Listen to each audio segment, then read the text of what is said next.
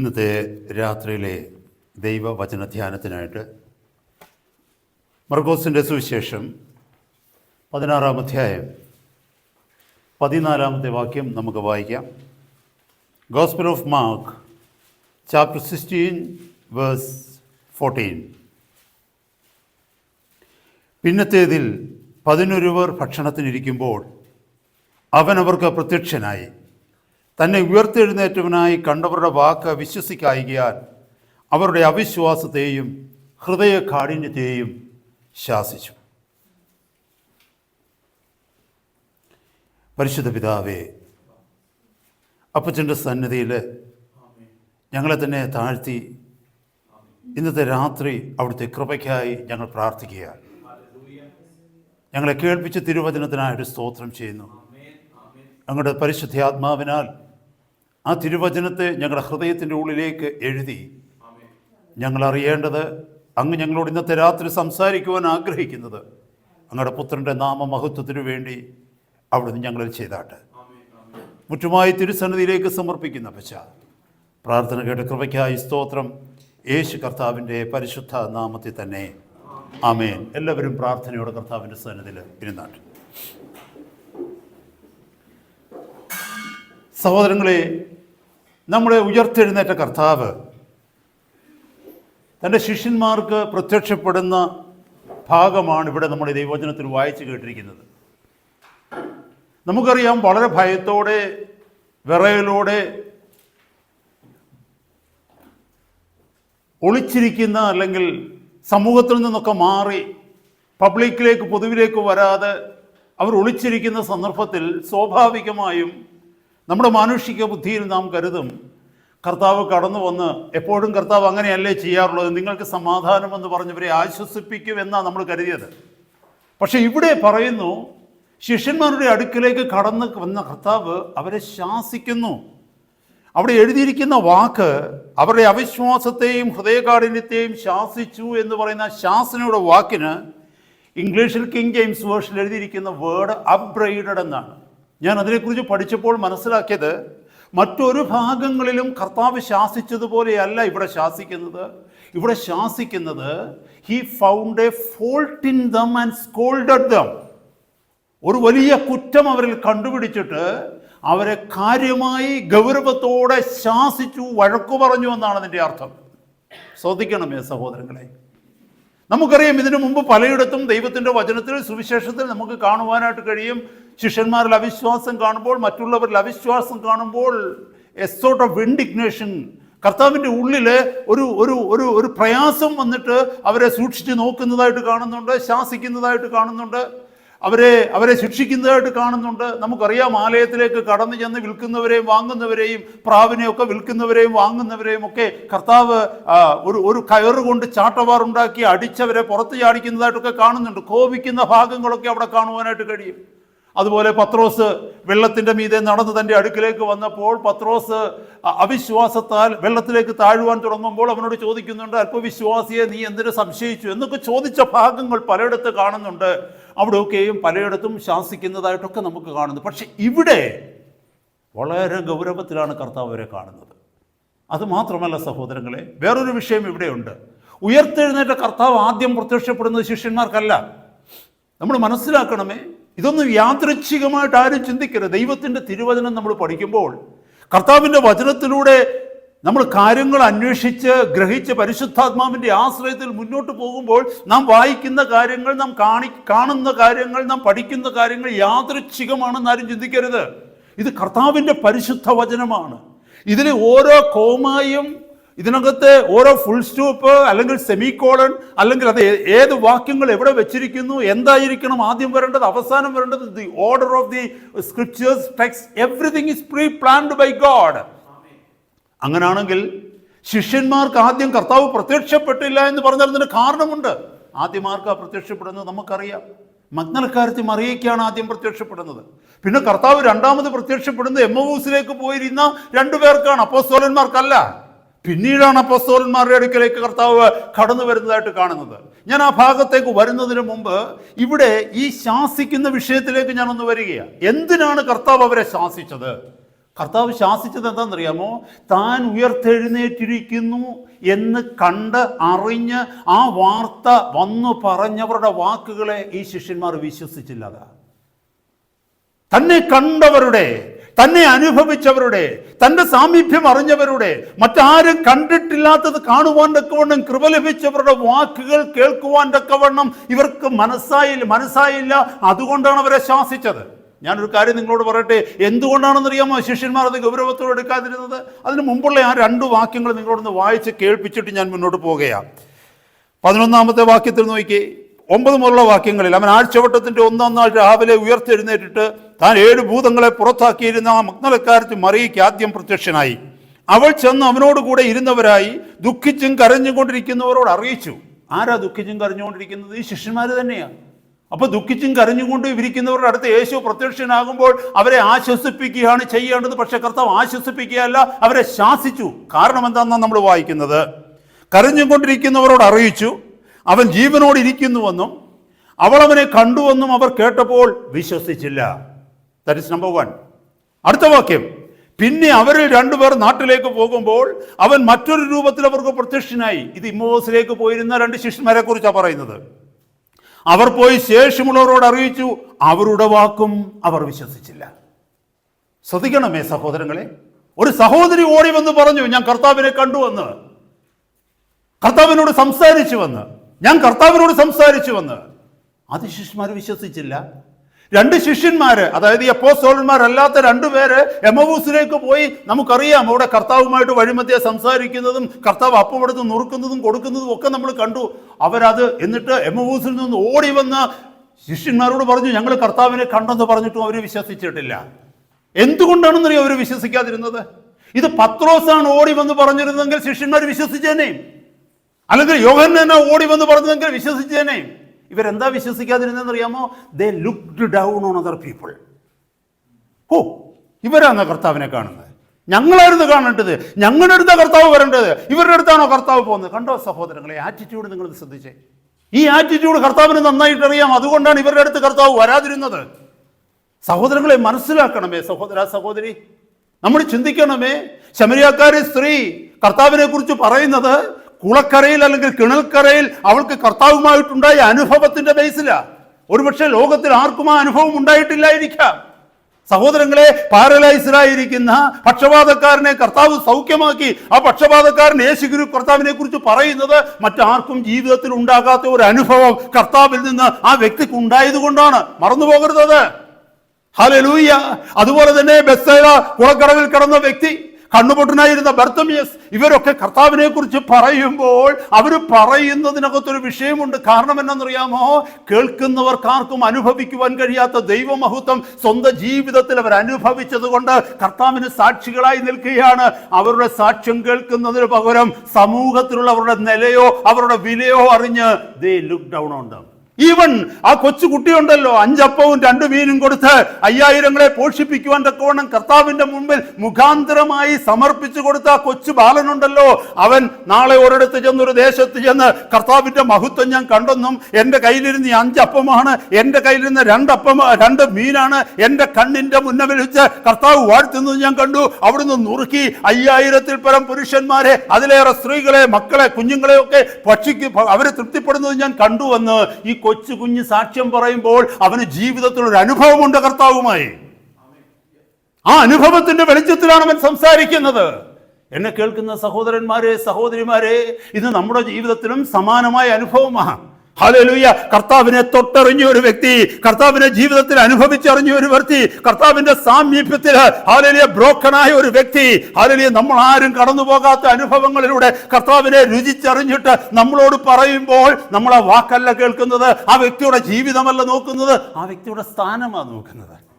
ഇവിടെ ശിഷ്യന്മാർക്ക് പറ്റിപ്പോയ കുഴപ്പം അതാണ്. അവർ മഗ്ദലക്കാരത്തെ മറിയ നോക്കി.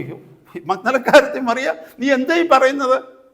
നീ യേശുവിനെ കണ്ടെന്നോ? യേശു വരേണ്ടത് ഞങ്ങളുടെ അടുത്താ ഫസ്റ്റിൽ വരേണ്ടത്. ഞങ്ങൾ അവനോട് കൂടെ നടന്നവരാ, ഞങ്ങൾ അവന്റെ അപ്പോസ്തലന്മാരാണ്. നിങ്ങൾക്കറിയാമോ മഗ്ദലക്കാരത്തി മറിയ ആരായിരുന്നെന്ന്? അവൾ കർത്താവിനെ എത്രമാത്രം സ്നേഹിച്ചതെന്ന് സഹോദരങ്ങളെ നമ്മൾ ആരെങ്കിലും ധ്യാനിച്ചിട്ടുണ്ടോ? യൂട്യൂബിൽ ഒരു മെസ്സേജ് ഉണ്ട്, മേരി മഗ്ദലീന, മഗ്ദലക്കാരത്തി മറിയ എന്ന് പറഞ്ഞൊരു മെസ്സേജ് ചില വർഷങ്ങൾക്ക് മുമ്പ് ഞാൻ ചെയ്തത് ഇപ്പോഴും യൂട്യൂബിലുണ്ട്. അതിനകത്ത് നമുക്ക് വ്യക്തമായിട്ട് കാണുവാൻ കഴിയും ആ സഹോദരിക്ക് എന്തുകൊണ്ടാണ് ശ്രേഷ്ഠമേറിയ ഈ ഭാഗ്യം സർവശക്തനായ ദൈവം ഒരുക്കി കൊടുത്തതെന്ന്. യോഹന്നാന്റെ സുവിശേഷം 20-ാം അധ്യായത്തിൽ നമുക്ക് കാണുവാനായിട്ട് കഴിയും. ആഴ്ചവട്ടത്തിന്റെ 1-ാം നാളിൽ അതികാലത്തെ ഇരുട്ടുള്ളപ്പോൾ തന്നെ മഗ്ദലക്കാരത്തി മറിയ കല്ലറയ്ക്കൽ ചെന്നു. ഇരുട്ടുള്ളപ്പോൾ, അധികാലത്തെ, കൂട്ടുകാൻ ആരുമില്ലാതെ അവൾ ഒറ്റയ്ക്ക് അവിടെ ചെല്ലുകയാ. കർത്താവിനോടുള്ള സ്നേഹം. അന്നത്തെ രാത്രി അവൾ ഉറങ്ങിയിട്ടില്ല. എങ്ങനെങ്കിലും ഒന്ന് നേരം വെളുത്താൽ മതി എന്നുള്ള രീതിയിൽ കാത്ത് കടന്നിട്ട് അതിവെളുപ്പിനെ ഇരുട്ടുള്ളപ്പോൾ തന്നെ അവൾ കല്ലറയ്ക്കൽ ചെന്നു. അവിടെ ചെന്നപ്പോൾ കർത്താവിനെ കണ്ടില്ല, കർത്താവിന്റെ ശരീരം കണ്ടില്ല. അവൾ ഓടി ശീമോൻ പത്രോസിന്റെയും യോഹന്നാന്റെയും ഒക്കെ അടുക്കലേക്ക് ഓടി വന്നിട്ട് പറഞ്ഞു, നമ്മുടെ കർത്താവ് അവിടെ ഇല്ല. അപ്പൊ നമുക്ക് കാണുവാനായിട്ട് കഴിയും. ഞാനത് ചുരുക്കമായിട്ട് പറയുകയാ. യോഹന്നാന്റെ സുവിശേഷം 20-ാം അധ്യായം എടുത്ത് സഹോദരങ്ങളെ നിങ്ങളൊന്ന് ധ്യാനിച്ചു നോക്കണം. ഹല്ലേലൂയ, ഞാൻ കർത്താവിനെ സ്നേഹിക്കുന്നു എന്ന് നീയും ഞാനും പറയുമ്പോൾ ആ പാവം സ്ത്രീ കാണിച്ച സ്നേഹം കർത്താവിന്റെ സന്നിധിയിൽ നമുക്കുണ്ടോ എന്ന് ചിന്തിക്കണം.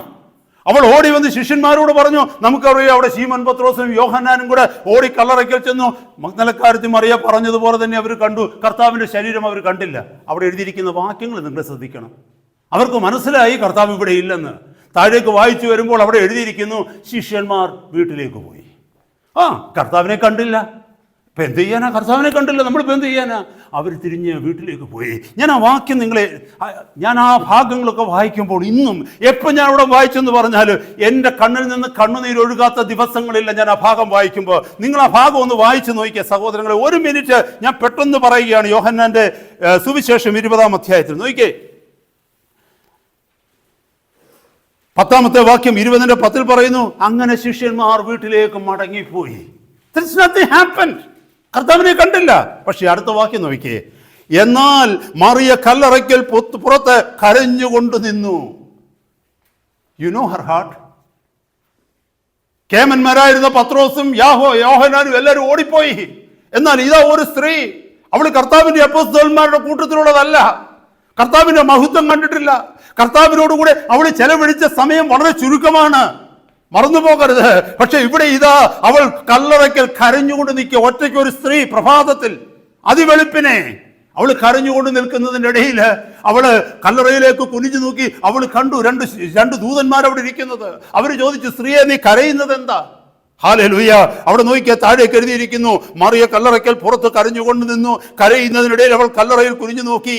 യേശുവിന്റെ ശരീരം കിടന്നിടത്ത് വെള്ളവസ്ത്രം ധരിച്ച 2 ദൂതന്മാർ, ഒരുത്തൻ തലയ്ക്കലും ഒരുത്തൻ കാൽക്കലും ഇരിക്കുന്നത് കണ്ടു. അവർ അവളോട്, സ്ത്രീയെ നീ കരയുന്നത് എന്താ എന്ന് ചോദിച്ചു. എന്റെ കർത്താവിനെ എടുത്തുകൊണ്ടുപോയി അവനെ എവിടെ വെച്ചു എന്ന് ഞാൻ അറിയുന്നില്ല എന്ന് അവൾ അവരോട് പറഞ്ഞു. You see, can you understand the spirit behind that crying, that groaning? എന്റെ കർത്താവിനെ എനിക്ക് കാണാൻ കഴിയുന്നില്ല, അവനെ എവിടെ വെച്ചു എന്ന് ഞാൻ അറിയുന്നില്ല. അവിടെ നിലവിളിക്കുകയാണ്. ആർക്കില്ലാത്ത വേദന? കൂടെ നടന്ന 11 ശിഷ്യന്മാർക്കില്ലാത്ത വേദന.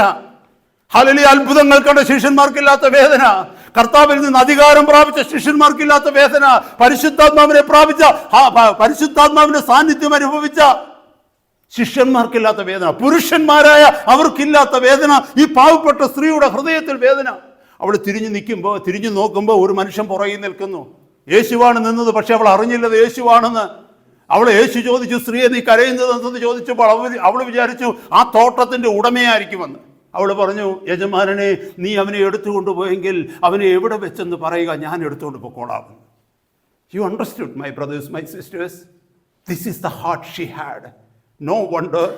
ഹല്ലേലൂയ. കർത്താവ് ആദ്യം അവൾക്ക് പ്രത്യക്ഷപ്പെട്ടു. മറന്നു പോകരുത്. നീ 30 വർഷം യേശുവിനെ കുറിച്ച് തിസീസ് എഴുതുന്നതല്ല, 30 വർഷം യേശുവിനെ കുറിച്ച് പഠിക്കുന്നതല്ല, പുസ്തകങ്ങൾ റെഫർ ചെയ്ത് നിന്റെ അറിവ് വർദ്ധിക്കുന്നതല്ല. 3 സെക്കൻഡ് യേശുവിനെ കാണുവാൻ നിനക്ക് കഴിഞ്ഞാൽ നിന്നിലായിരിക്കും കർത്താവ് പ്രസാദിക്കുന്നത്. ആ സഹോദരിയുടെ ബ്രോക്കൺനെസ് നോക്കണമേ. ബ്രോക്കൺനെസ് വന്ന ഒരു സഹോദരിയെ അവിടെ കാണുന്നത്. ബ്രോക്കൺനെസ് വന്ന സഹോദരി ഒത്തിരി പ്രാർത്ഥിക്കുമെന്നുള്ളതല്ല. അവൾക്ക് പ്രാർത്ഥിക്കാൻ അറിയത്തില്ലായിരിക്കും, അവൾക്ക് പ്രസംഗിക്കാൻ അറിയത്തില്ലായിരിക്കും, അവൾക്ക് പാടുവാൻ അറിയത്തില്ലായിരിക്കും. But she is broken with her love towards the Lord. കർത്താവുമായിട്ടുള്ള സ്നേഹത്തിന്റെ ബന്ധത്തിൽ അവളുടെ ഹൃദയം തകർന്നിരിക്കുക.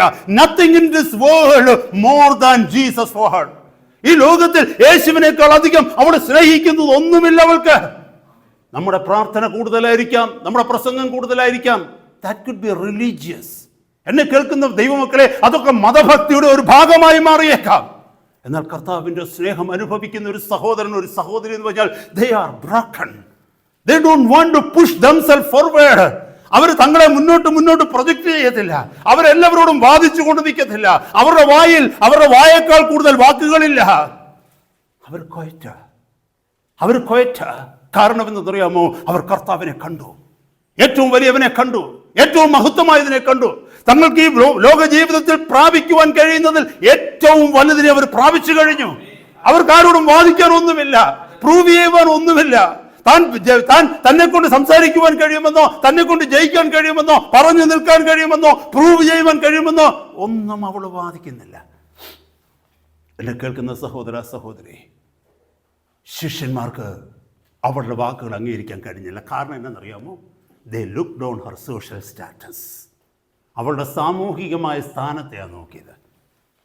മർക്കോസിന്റെ സുവിശേഷത്തിലേക്ക് മടങ്ങി വരുമ്പോൾ നമുക്ക് മനസ്സിലാക്കുവാൻ പറ്റും. മറ്റ് 2 ശിഷ്യന്മാരും ഒന്ന് പറഞ്ഞു, മറ്റേ 2 കൂടെയുള്ള സഹപ്രവർത്തകരും എന്ന് പറഞ്ഞു, ഞങ്ങളും കർത്താവിനെ കണ്ടു. എമ്മോസിലേക്ക് പോയ വഴിയിൽ വെച്ച് കർത്താവ് ഞങ്ങളോട് സംസാരിച്ചു. തിരുവെഴുത്തുകളെ, ഹല്ലേലൂയ, വഴിമധ്യേ തിരുവെഴുത്തുകളെ അവൻ ഞങ്ങൾക്ക് വെളിപ്പെടുത്തി തന്നപ്പോൾ ഞങ്ങളുടെ ഹൃദയം ഉള്ളിൽ എരിഞ്ഞുകൊണ്ടിരുന്നു.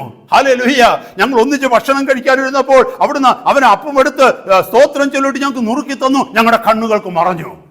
ഇതൊക്കെ പറഞ്ഞിട്ട് വചനത്തിൽ എഴുതിയിരിക്കുന്ന വെറും കഥ പോലെ അവർക്ക് തോന്നിയെന്നാ. ആർക്ക്? ഈ പറയുന്ന പത്രോസിനും യാക്കോബിനും യോഹന്നാനും ശേഷം അപ്പോസ്തലന്മാർക്കും. No wonder the Lord rebuked them. Not rebuked, the Lord upbraided them. ശാസിച്ചു അവരെ.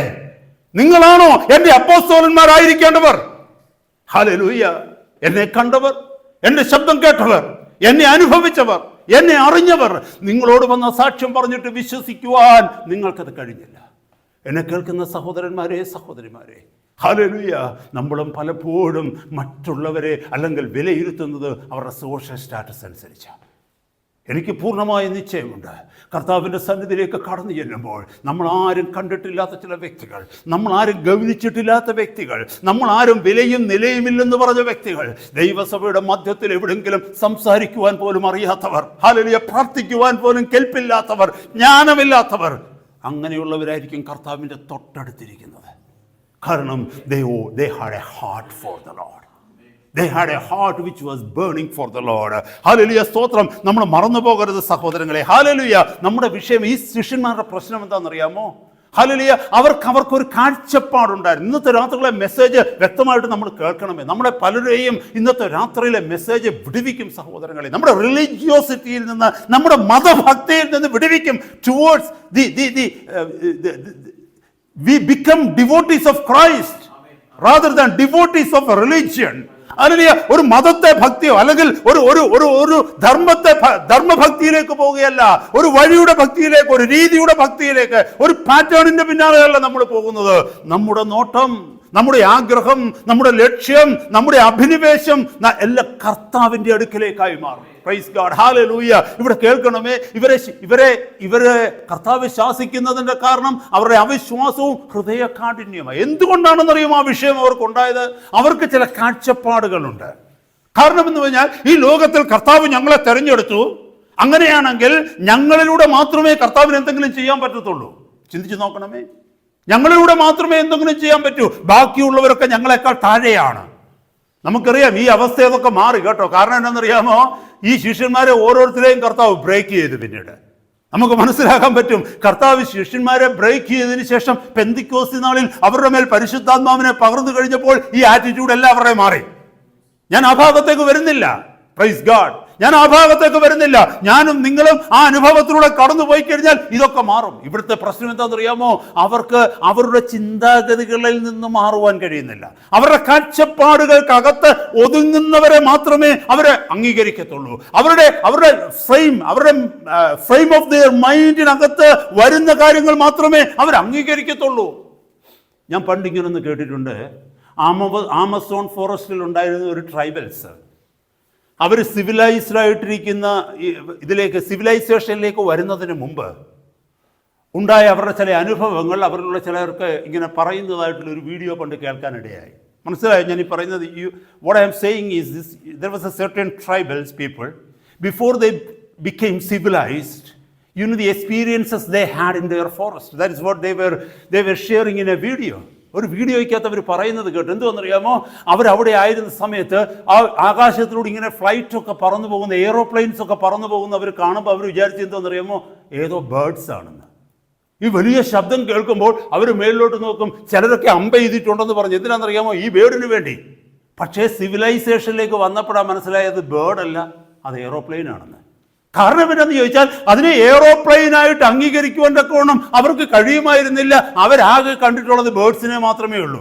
അവരുടെ തലയുടെ മുകളിലൂടെ എന്തെങ്കിലും പറന്നാൽ അതെല്ലാം പക്ഷികളാണെന്നാണ് അവർ കരുതിയിരുന്നത്. പക്ഷേ ഒരിക്കലും തലയ്ക്ക് മുകളിലൂടെ എയ്റോപ്ലെയിൻ എന്ന് പറഞ്ഞ ഒരു സാധനം പറക്കുമെന്ന് അവർക്ക് ചിന്തിക്കുവാൻ കഴിഞ്ഞില്ല. കാരണം അവരുടെ മൈൻഡ് സെറ്റ് അങ്ങനെയായിരുന്നു. എന്നെ കേൾക്കുന്ന സഹോദരങ്ങളെ, നമ്മളെല്ലാവരും ഒരു മൈൻഡ് സെറ്റ് ഉണ്ടാക്കി വെച്ചിട്ടുണ്ട്. നമ്മുടെ റീസണിങ് ഉണ്ട്. എപ്പോഴും ചിന്തിക്കണമേ, human reasoning excludes God's counselling. ചിന്തിക്കണമേ, മനുഷ്യൻ്റെ ആലോചന ദൈവത്തിൻ്റെ ആലോചനയെ എക്സ്ക്ലൂഡ് ചെയ്യുന്നു. കാരണം എന്താണെന്ന് വെച്ചാൽ അതിനോട് വിഘടിച്ച് നിൽക്കുന്നു. കാരണം എന്താണെന്നറിയാമോ, ദൈവത്തിൻ്റെ ആലോചനകൾ നമ്മൾ ചിന്തിക്കുന്ന രീതിയിലല്ല. നമ്മൾ പലപ്പോഴും ചില കാര്യങ്ങൾ ചിന്തിക്കും, ഇങ്ങനെയൊക്കെ ആകാവൂ, ഇങ്ങനെയൊക്കെയാണ് വഴികൾ. പക്ഷെ കർത്താവിൻ്റെ വഴികൾ അഗോചരമാണ്. നമുക്ക് ആർക്കെങ്കിലും ഊഹിക്കാൻ പറ്റുമോ? പത്രോസ്, യാക്കോബ്, യോഹന്നാൻ ഇങ്ങനെ പ്രബലരായിരിക്കുന്ന ഈ അപ്പോസ്തലന്മാരെ ദൈവം തെരഞ്ഞെടുത്തിട്ട് കർത്താവ് ആദ്യം പോയി മഗ്ദലക്കാരത്തി മറിയയ്ക്ക് പ്രത്യക്ഷപ്പെടുമെന്ന് ഇവിടെ ഇരിക്കുന്ന ആർക്കെങ്കിലും ഊഹിക്കാൻ പറ്റുമോ സഹോദരങ്ങളെ? That is the way of God. അതാണ് ദൈവത്തിന്റെ വഴി. ഹല്ലേലൂയ. എന്നെ കേൾക്കുന്ന സഹോദരങ്ങളെ, ഇവിടെ ഇരിക്കുന്ന നമ്മളിൽ പലരും വിദ്യാഭ്യാസമുള്ളവരുണ്ടാകാം, വിദ്യാഭ്യാസത്തിൽ കുറച്ച് കുറവുള്ളവരുണ്ടാകാം, പ്രായം കൂടുതലുള്ളവരുണ്ടാകാം, പ്രായം കുറവുള്ളവരുണ്ടാകാം, വിശ്വാസ ജീവിതത്തിൽ സീനിയേഴ്സ് ഉണ്ടാകാം, ജൂനിയേഴ്സ് ഉണ്ടാകാം. പക്ഷെ നമുക്ക് ഓരോരുത്തർക്കും ഓരോരുത്തരെ കുറിച്ച് ഒരു കാഴ്ചപ്പാടുണ്ട്. അത് നമ്മുടെ കാഴ്ചപ്പാടാ, ദൈവത്തിന്റെ കാഴ്ചപ്പാടല്ല. നമ്മൾ മറന്നു പോകരുത്, ദൈവത്തിന്റെ കാഴ്ചപ്പാടല്ല. ഹല്ലേലൂയ. നമ്മൾ ഇതിൽ നിന്ന്, ഈ ഫ്രെയിമിൽ നിന്ന് വെളിയിലേക്ക് വന്നെങ്കിൽ മാത്രമേ ദൈവത്തിൻ്റെ മഹത്വത്തെ വ്യക്തമായിട്ട് അനുഭവിക്കുവാനായിട്ട് നമുക്ക് കഴിയൂ. ഹല്ലേലൂയ. നമ്മൾ മറന്നു പോകരുത്. ഇവിടുത്തെ ഈ വിഷയത്തിലേക്ക് ഞാനൊന്ന് കടന്നു വരികയാണ്. നമ്മൾ ഈ വിഷയം ഒന്ന് പഠിപ്പിക്കുവാനായിട്ട് പോകുക. എന്താണെന്നറിയാമോ, കർത്താവ് അവരെ ശാസിച്ചത് എന്തുകൊണ്ടാണെന്നറിയാമോ? അവരുടെ അവിശ്വാസത്തെയും ഹൃദയകാഠിന്യവും നിമിത്തമാണ്. അവരുടെ അവിശ്വാസവും ഹൃദയകാഠിന്യവും നിമിത്തം ഇന്നും കർത്താവ് ശാസിക്കുക നമ്മളെ. ഹല്ലേലൂയ. നമ്മളിൽ ചിലരിലെ അവിശ്വാസവും ഹൃദയകാഠിന്യവും നിമിത്തവും കർത്താവ് ഇന്നും നമ്മളെ ശാസിക്കുന്നുണ്ട്. പലപ്പോഴും ആ ശാസനയുടെ ശബ്ദം കേൾക്കുവാൻ നമുക്ക് കഴിയുന്നില്ല. കാരണം എന്താണെന്നറിയാമോ, അന്ന് പത്രോസിനും ശേഷം ശിഷ്യന്മാർക്കും അത് കേൾക്കുവാൻ കഴിഞ്ഞത് കർത്താവ് ഫിസിക്കലി അവരുടെ അടുത്ത് നിന്ന് ശാസിച്ചത് കൊണ്ടാണ്. പക്ഷേ ഇന്ന് കർത്താവ് ഫിസിക്കലായി, ഭൗതികമായി നമ്മുടെ മുമ്പിൽ നിന്ന് വന്ന് പറയാത്തത് കൊണ്ട് നമുക്കത് കാണാൻ കഴിയത്തില്ല. പക്ഷേ അവൻ്റെ പരിശുദ്ധാത്മാവ് നമ്മളോട് പലപ്പോഴും സംസാരിക്കും. പക്ഷെ പലപ്പോഴും നമുക്കത് ഉൾക്കൊള്ളുവാൻ കഴിയത്തില്ല. കാരണം എന്താണെന്ന് ചോദിച്ചാൽ നമ്മുടെ ഭാവനയ്ക്കകത്ത്, മുമ്പേ പറഞ്ഞതുപോലെ നമ്മുടെ ചിന്താഗതികൾക്കകത്ത് വരുന്നത് മാത്രമേ നമ്മൾ അംഗീകരിക്കത്തുള്ളൂ. ബാക്കിയുള്ളതിനോടൊക്കെ റിജക്റ്റ് ചെയ്ത് നിൽക്കും. ഞാനൊരു വാക്യം, ഹല്ലേലൂയ, മുന്നോട്ട് പോകുമ്പോൾ ചില വാക്യങ്ങൾ നമ്മൾ പഠിക്കാൻ പോകും. ഒന്ന്, അൺബിലീഫിനെ കുറിച്ച്, അവിശ്വാസത്തെക്കുറിച്ചുള്ള നമ്മുടെ കാഴ്ചപ്പാട് എന്താണ്? എന്തുകൊണ്ടാണ് നമ്മൾ അവിശ്വാസികളായി തീരുന്നത്? എന്താണ് ഈ അവിശ്വാസം എന്ന വാക്കിൻ്റെ അർത്ഥം? നമ്മളിൽ പലരും പറയും അൺബിലീഫ് എന്ന് പറഞ്ഞാൽ, who are the unbelievers? People who don't believe in God, who don't believe in Christ. ആരാണ് അവിശ്വാസികളെന്ന് ചോദിച്ചാൽ, ക്രിസ്തുവിൽ വിശ്വസിക്കാത്തവരെയാണ് അവിശ്വാസികളെന്ന് പറയുന്നത്, ദൈവത്തിൽ വിശ്വസിക്കാത്തവരെയാണ് അവിശ്വാസികളെന്ന് പറയുന്നത്. പക്ഷെ ഇവിടെ അവിശ്വാസം എന്ന് പറഞ്ഞ വാക്കിന്റെ അർത്ഥം നിങ്ങൾക്കറിയാമോ? പത്രോസും യാക്കോബും യോഹന്നാനും ഈ ശിഷ്യന്മാരെല്ലാം കർത്താവിൽ വിശ്വസിച്ചവരാ. പിന്നെങ്ങനാ അവർ അവിശ്വാസികളാകുന്നത്? Have you ever thought of that, my brothers, my sisters? നമ്മുടെ കാഴ്ചപ്പാടിൽ, ഇതാ ഞാൻ പറഞ്ഞത്, നമ്മുടെ കാഴ്ചപ്പാടിൽ അവിശ്വാസം എന്ന് പറയുന്നത് യേശുവിൽ വിശ്വസിക്കാത്തവർ, ദൈവവചനത്തിൽ വിശ്വസിക്കാത്തവര്. അപ്പൊ ഇതിനകത്തേക്ക് ഒരാൾ കടന്നു വന്നു കഴിഞ്ഞാൽ ആൾ വിശ്വാസിയാണെന്ന് നമ്മളെല്ലാവരും കരുതുന്നത്. പക്ഷേ ഇതിനകത്തേക്ക് കടന്നു വന്നവരോടാണ് കർത്താവ് പറയുന്നത്, നിങ്ങളുടെ അവിശ്വാസവും ഹൃദയകാഠിന്യവും. ദൈവസഭയ്ക്കകത്ത് അവിശ്വാസികൾ ഉണ്ടാകുമോ? ദൈവത്തെ വചനത്തിന്റെ ഭാഷയിൽ പറഞ്ഞാൽ തീർച്ചയായിട്ടും ഉണ്ട്. ദൈവസഭയ്ക്കകത്ത് ഹൃദയകാഠിന്യമുള്ളവരുണ്ടോ? ദൈവവചന ഭാഷയിൽ പറഞ്ഞാൽ തീർച്ചയായിട്ടും ഉണ്ട്. ഇന്നത്തെ രാത്രി അതൊന്ന് ശോധന ചെയ്യാനായിട്ട് നമ്മൾ പോകുകയാണ്. ഈ വചനം നമ്മൾ കേൾക്കുമ്പോൾ സഹോദരങ്ങളെ, ഈ ഹൃദയകാഠിന്യവും ഈ അവിശ്വാസവും നമ്മുടെ ജീവിതത്തിൽ ഉണ്ടോ എന്ന് പരിശുദ്ധാത്മാവിന്റെ സഹായത്താൽ നമ്മളൊന്ന് ശോധന ചെയ്യേണ്ടിയിരിക്കുന്നു. ഉണ്ട് എങ്കിൽ കർത്താവ് സ്നേഹിക്കുന്നതിന് പകരം കർത്താവ് റിബ്യൂക്ക് ചെയ്യും, നമ്മളെ അപ്ഗ്രേഡ് ചെയ്യും, അവൻ ശാസിക്കും, അവന് ഇഷ്ടമല്ലത്. Hallelujah, praise God. തിരുവചനത്തിലേക്ക് നമുക്കൊന്ന് പോകാം, എബ്രായ ലേഖനത്തിലേക്കൊന്ന് പോകാം. എബ്രായ ലേഖനം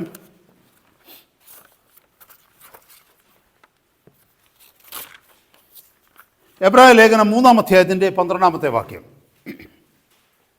സഹോദരന്മാരെ, ജീവനുള്ള ദൈവത്തെ ത്യജിച്ചു കളയാതിരിക്കേണ്ടതിന് അവിശ്വാസമുള്ള ദുഷ്ടഹൃദയം നിങ്ങളിൽ ആർക്കും ഉണ്ടാകാതിരിക്കുവാൻ നോക്കുവൻ. വളരെ സുപരിചിതമായ ദൈവവചനം, പ്രത്യേകിച്ച് ഈ സഭയിൽ ഈ വചനങ്ങളൊക്കെ എത്രയോ തവണ കേട്ടിട്ടുള്ളതാണ്. പക്ഷേ ആ വചനത്തിലേക്കൊന്ന് സൂക്ഷിച്ചു നോക്കിക്കേ. സഹോദരന്മാരെ, ഇതാരോടാ പറയുന്നത്?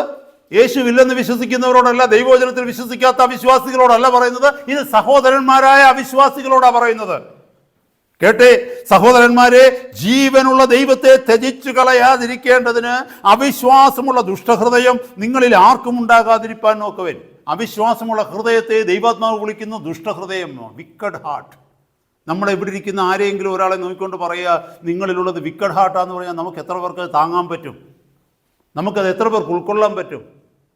Can we ever accept that fact when someone makes a statement saying that you have an evil heart? None of us would ever accept it. നമ്മൾ ആരും അത് അംഗീകരിക്കത്തില്ല. നമുക്ക് ദേഷ്യം വരും നമ്മുടെ ദുഷ്ടഹൃദയമാണെന്ന് പറഞ്ഞാൽ. കർത്താവ് പറയുന്നു അവിശ്വാസമുള്ള ഹൃദയമെല്ലാം ദുഷ്ടഹൃദയമാണ്. എന്താണ് ഈ അവിശ്വാസമുള്ള ഹൃദയം കാണിക്കുന്നത്? ജീവനുള്ള ദൈവത്തെ ത്യജിച്ചു കളയുക. ജീവനുള്ള ദൈവത്തെ ത്യജിച്ചു കളയുക എന്ന് പറഞ്ഞാൽ ജീവനുള്ള ദൈവത്തെ വേണ്ടെന്ന് പറയുക എന്നാണോ അതിൻ്റെ അർത്ഥം? അല്ല. അവിടെയാണ് പ്രോബ്ലം നമുക്കുള്ളത്. നമ്മളൊരു വാക്ക് കേൾക്കുമ്പോൾ, ഒരു വചനം കേൾക്കുമ്പോൾ നമ്മൾ നമ്മുടേതായ രീതിയിൽ ചിന്തിക്കും. അങ്ങനെയല്ല. ഇതിൻ്റെ അർത്ഥം വ്യക്തമായിട്ട് നമ്മൾ പഠിക്കുമ്പോൾ departing from the living God, അതതിൻ്റെ അർത്ഥം. എന്ന് പറഞ്ഞാൽ ജീവനുള്ള ദൈവത്തെ വിട്ട് നമ്മൾ മാറിപ്പോവുക. കാരണം എന്നാന്ന് ചോദിച്ചാൽ എൻ്റെ ചിന്താഗതികൾക്ക്, എൻ്റെ ജീവിത ശൈലികൾക്ക്, എൻ്റെ താല്പര്യങ്ങൾക്ക് അവൻ അടുക്കാതെ വരുമ്പോൾ ഞാൻ അവനിൽ നിന്ന് അകന്നു മാറുക. എൻ്റെതായ ലൈഫ് സ്റ്റൈലിലേക്ക് ഞാൻ മാറിപ്പോകുകയാണ് എൻ്റെ ജീവിതത്തിൽ.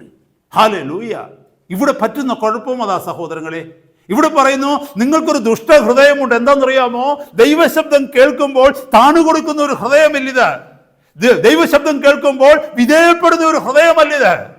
ദൈവശബ്ദം കേൾക്കുമ്പോൾ നമുക്ക് ഇഷ്ടമുള്ളത് തിരഞ്ഞെടുക്കും, നമുക്ക് വേണ്ടാത്തത് വിട്ടുകളയും. ഇതൊക്കെ എത്രയോ തവണ കേട്ടതാണെന്നുള്ളൊരു തോന്നല്. ഞാനൊരു കാര്യം നിങ്ങളോട് ചോദിക്കട്ടെ.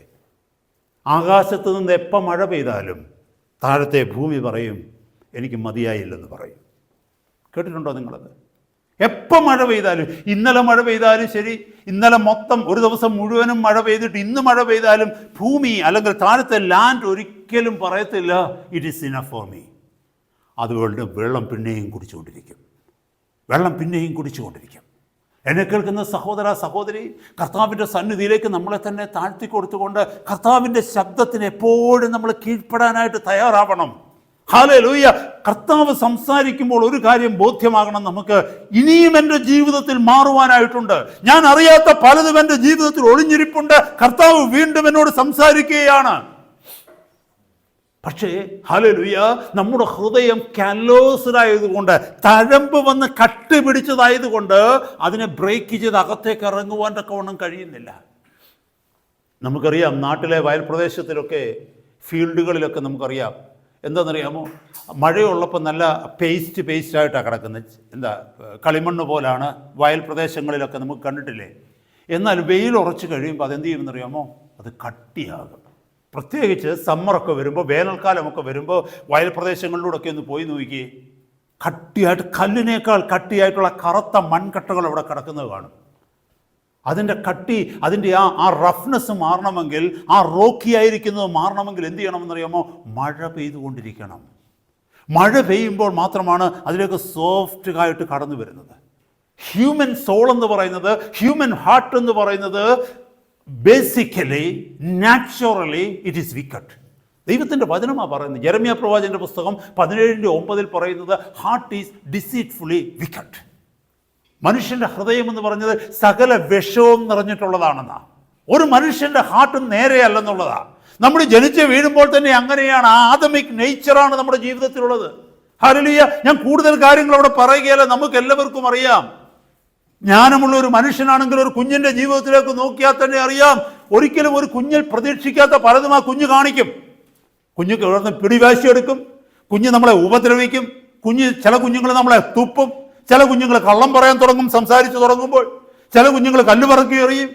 ഒരു കുഞ്ഞിൻ്റെ സ്വഭാവമല്ലാത്ത പല സ്വഭാവങ്ങളും ആ കുഞ്ഞ് കാണിക്കുന്നു. എന്തുകൊണ്ട്? അതിൻ്റെ ഹൃദയം അങ്ങനെയാണ്. അതുകൊണ്ട് അതിനെ സ്നേഹിക്കാൻ പഠിപ്പിക്കണം. നിങ്ങൾക്കറിയാമോ സഹോദരങ്ങളെ, കുഞ്ഞുങ്ങളെ നമ്മൾ സ്നേഹിക്കാൻ പഠിപ്പിക്കണം, അല്ലെങ്കിൽ അവർ സ്നേഹിക്കത്തില്ല. ശരിയല്ലേ ഞാനീ പറഞ്ഞത്? നമ്മൾ നല്ല കാര്യങ്ങൾ അവരെ പഠിപ്പിച്ചാൽ പറ്റൂ, മോശമായ കാര്യങ്ങൾ മാത്രമേ അവരുടെ ഉള്ളിലുള്ളൂ. നമ്മളൊരു കുഞ്ഞിനെ ഒന്നും പഠിപ്പിക്കാതിരിക്കാമെങ്കിൽ ഒരു 15 വയസ്സാകുമ്പോൾ കുഞ്ഞ് എങ്ങനെ ആയിരിക്കുമെന്ന് അറിയാമോ? ദ റിയൽ മോൺസ്റ്ററായിട്ട് തന്നെ വളർന്നു വരും. ശരിയല്ലേ ഞാൻ പറയുന്നത്? കാരണം അതിനകത്തുള്ളത് മുഴുവനും ഈവിളാണ്. ഒരു മനുഷ്യൻ്റെ, അതുകൊണ്ടാണ് നമുക്ക് സ്കൂളുകളും കോളേജുകളുടെയും ഒക്കെ ആവശ്യം. അതുകൊണ്ടാണ് പേരൻസ് കുഞ്ഞുങ്ങളെ ട്രെയിൻ ചെയ്യേണ്ടതായിട്ടുള്ള ആവശ്യം. നമുക്കറിയാമോ അത്? കുഞ്ഞുങ്ങളെ അങ്ങനെ ട്രെയിൻ ചെയ്യുന്നത് കൊണ്ടാണ് അവർ നല്ല മക്കളായിട്ട് വളർന്നു വരുന്നത്, അല്ലെങ്കിൽ ഇങ്ങനെയൊക്കെ അടങ്ങിയിരിക്കുന്നത്. ഹല്ലേലൂയ. അപ്പോൾ നമ്മുടെ ഹാർട്ട് ഡിസീറ്റ്ഫുള്ളി വിക്കഡാണ്. ഇതിനകത്തൊരു മാറ്റം സംഭവിച്ചേ പറ്റൂ. അത് കർത്താവിൻ്റെ തിരുവചനമാകുന്ന മഴ പെയ്ത വചനം കൊണ്ട് നമ്മൾ കുതിരണം, പരിശുദ്ധാത്മാവ് കൊണ്ട് നമ്മൾ കുതിരണം. പക്ഷെ നമ്മുടെ പ്രശ്നം എന്താണെന്നറിയാമോ? ഇതൊക്കെ എനിക്കറിയാം. മുമ്പേ പറഞ്ഞിട്ടുണ്ട്, religious knowledge, religiously I know all these things. അതുകൊണ്ട് എന്ത് പറ്റുമെന്നറിയാമോ? The minute we hear it we resist it in spirit. നമ്മൾ പറയും ദൈവവചനത്തെ ഞാൻ ഭയപ്പെടുന്നുണ്ടെന്നൊക്കെ പറയും, പക്ഷേ അത് നമ്മുടെ ഉള്ളിലേക്കൊന്ന് പെനട്രേറ്റ് ചെയ്യുവാൻ, അത് എൻ്റെ ഉള്ളിലേക്കൊന്ന് വന്ന് എന്നെ ഒന്നുകൂടെ ഒന്ന് കുതിർക്കുവാൻ അനുവദിക്കത്തില്ല. നമ്മൾ പറയുന്നതിൻ്റെ ആവശ്യമുള്ള മറ്റു പലരുണ്ട്, അവർ ചെയ്യട്ടെ. ഇവിടെ നോക്കണമേ സഹോദരന്മാരെ, ഇത് വളരെ വ്യക്തമായിട്ടാണ് ഇവിടെ എഴുതിയിരിക്കുന്നത്. ടേക്ക് ഹീഡ്, ഇംഗ്ലീഷിൽ എഴുതിയിരിക്കുന്നത് ടേക്ക് ഹീഡ്, ശ്രദ്ധയോടുകൂടി എടുക്കുന്ന പറയുന്നത്. വളരെ pay attention to this. You may depart from the living God. You may depart from the living God. നമ്മൾ അറിയാതെ തന്നെ ദൈവ സാന്നിധ്യത്തിൽ നമ്മൾ മാറിപ്പോയേക്കും. നമ്മൾ ലീഗലിസ്റ്റുകളായിട്ട് മാറും. ഇന്ന് വെളിപ്പാട് പുസ്തക പഠനത്തിനകത്ത് ഞാൻ പറഞ്ഞു, ഹല്ലേലൂയ, 22-ാം അധ്യായത്തിൻ്റെ അവസാന ഭാഗത്ത് പറയുന്നു, കർത്താവിൻ്റെ വചനത്തോട് ചേർക്കുന്നവരുണ്ട്, കർത്താവിൻ്റെ വചനത്തിൽ നിന്ന് കുറയ്ക്കുന്നവരുണ്ട്. നമ്മൾ ലീഗലിസ്റ്റുകളായിട്ട് തീരും. എന്തോന്നറിയാമോ? കർത്താവിൻ്റെ വചനത്തിൽ കുറച്ചുകൂടെ നമ്മളങ്ങ് ചേർക്കും. എന്ന് പറഞ്ഞാൽ നമ്മൾ കുറേ കൂടെ അങ്ങ് സൂപ്പർഫിഷ്യലി സ്പിരിച്വൽ ആകുക, റിലീജിയസ് ആയിട്ട് മാറുകയാണ്. നമ്മൾ ഇത്രയൊന്നും പോരാ, കുറച്ചുകൂടെ ചേർക്കണം. എന്തിനാണെന്നറിയാമോ? To show off to the world that we are someone higher than you. High minded ആകുക നമ്മൾ. സഹോദരന്മാരെ, സഹോദരിമാരെ, ദൈവത്തിൻ്റെ തിരുവചനം പറയുന്നു, ജീവനുള്ള ദൈവത്തെ ത്യജിച്ച് കളയാതിരിക്കേണ്ടതിന് അവിശ്വാസമുള്ള ദുഷ്ടഹൃദയം നിങ്ങളിൽ ആർക്കും ഉണ്ടാകാതിരിക്കുവാൻ നോക്കുവിൻ. നമുക്ക് ആർക്കും ഒരിക്കലും, ഞാൻ പലപ്പോഴും ഈ വചനം, ഈ മുമ്പത്തെ വചനം കർത്താവ് വരെ ശാസിച്ചെന്ന് പറഞ്ഞപ്പോൾ ഞാൻ ചിന്തിച്ചു, എൻ്റെ കണ്ണുകൊണ്ട് നോക്കുകയാണെങ്കിൽ പത്രോസും യാക്കോബും യോഹന്നാനും ശിഷ്യന്മാരാ വലിയവർ. എൻ്റെ കണ്ണിൽ നോക്കുകയാണെങ്കിൽ മഗ്ദലക്കാരത്തി മറിയയ്ക്ക് ഞാൻ കൊടുക്കുന്നത് അവിടെ ഫാർ കോർണറിൽ എവിടെയെങ്കിലും ഒരു ചെറിയ സീറ്റ് വല്ലതും ആയിരിക്കും. ആ സഹോദരി ഒരിക്കലും ഫ്രണ്ടിലോട്ട് വരത്തില്ല. പക്ഷെ കർത്താവിൻ്റെ ദൃഷ്ടിയിൽ നോക്കിയപ്പോൾ ഷീ വാസ് നമ്പർ 1.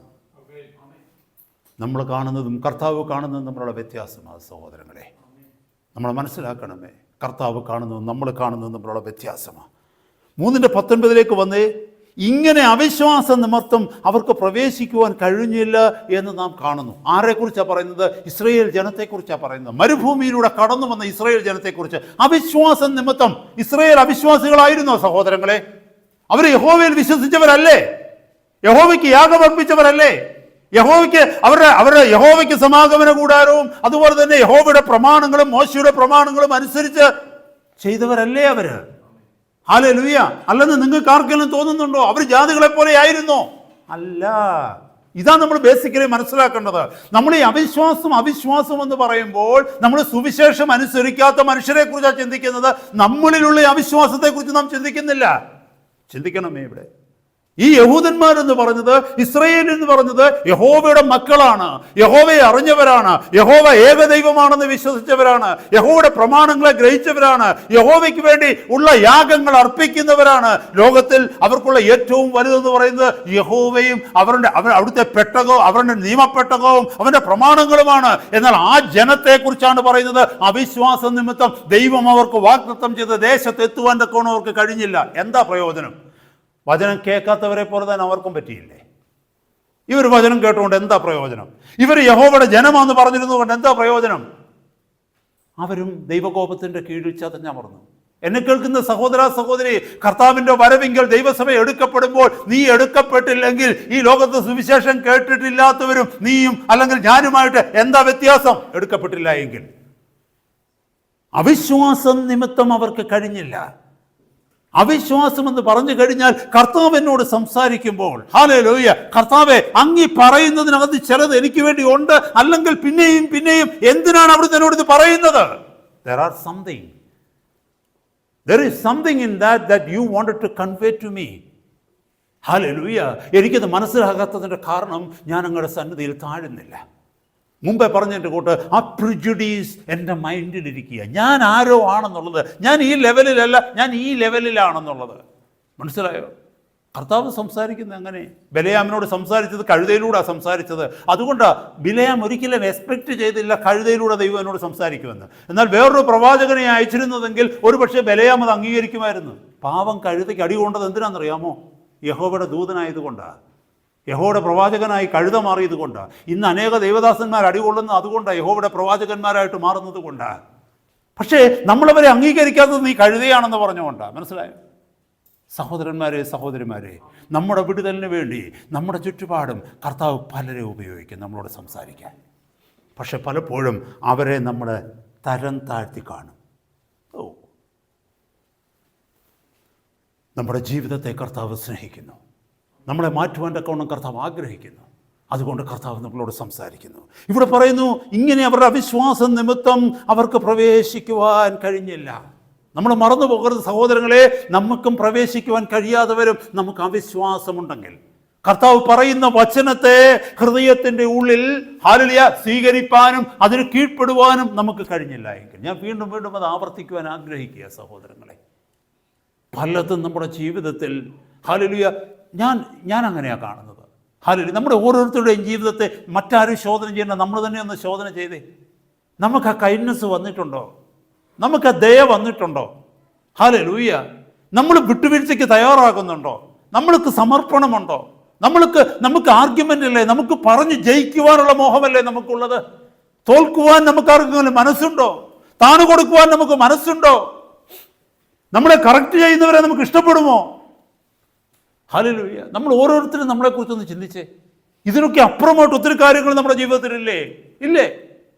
നമുക്ക് ശരിയെന്ന് തോന്നുന്നത് മാത്രമേ നമ്മൾ കേൾക്കൂ. നമുക്ക് ശരിയെന്ന് അപ്പുറം തോന്നുന്നത് മാത്രമേ നമ്മൾ ചെയ്യൂ. കർത്താവ് പലപ്പോഴും നമ്മുടെ അവിശ്വാസത്തെ കണ്ടു വേദനിക്കുന്നു. അവർക്ക് അവിശ്വാസ നിമിത്തം കഴിഞ്ഞില്ലെന്നാണ് പറയുന്നത്. മുന്നോട്ടൊന്ന് പോയി നോക്കാം. ഞാൻ വേറൊരു മനോഹരമായ വാക്യം ഒന്ന് എടുക്കട്ടെ. റോമാലേഖനത്തിലേക്ക് വന്നാൽ ഇതേ അനുഭവം തന്നെ റോമാലേഖനത്തിൽ എഴുതിയിട്ടുണ്ട്. 11-ാം അധ്യായത്തിൽ, റോമാലേഖനം 11-ാം അധ്യായത്തിലേക്ക് വരുമ്പോൾ, റോമാലേഖനം 11-ാം അധ്യായത്തിൻ്റെ 20-21 വാക്യങ്ങളിലേക്ക് വരാം. അവിശ്വാസത്താൽ അവ ഒടിഞ്ഞുപോയി, വിശ്വാസത്താൽ നീ നിലനിൽക്കുന്നു, ഞെളിയാതെ ഭയപ്പെടുക. അവിശ്വാസത്താൽ അവ ഒടിഞ്ഞുപോയി. ആരെക്കുറിച്ചാണ് പറയുന്നത്? യഹൂദന്മാരെ കുറിച്ചാണ് പറയുന്നത്.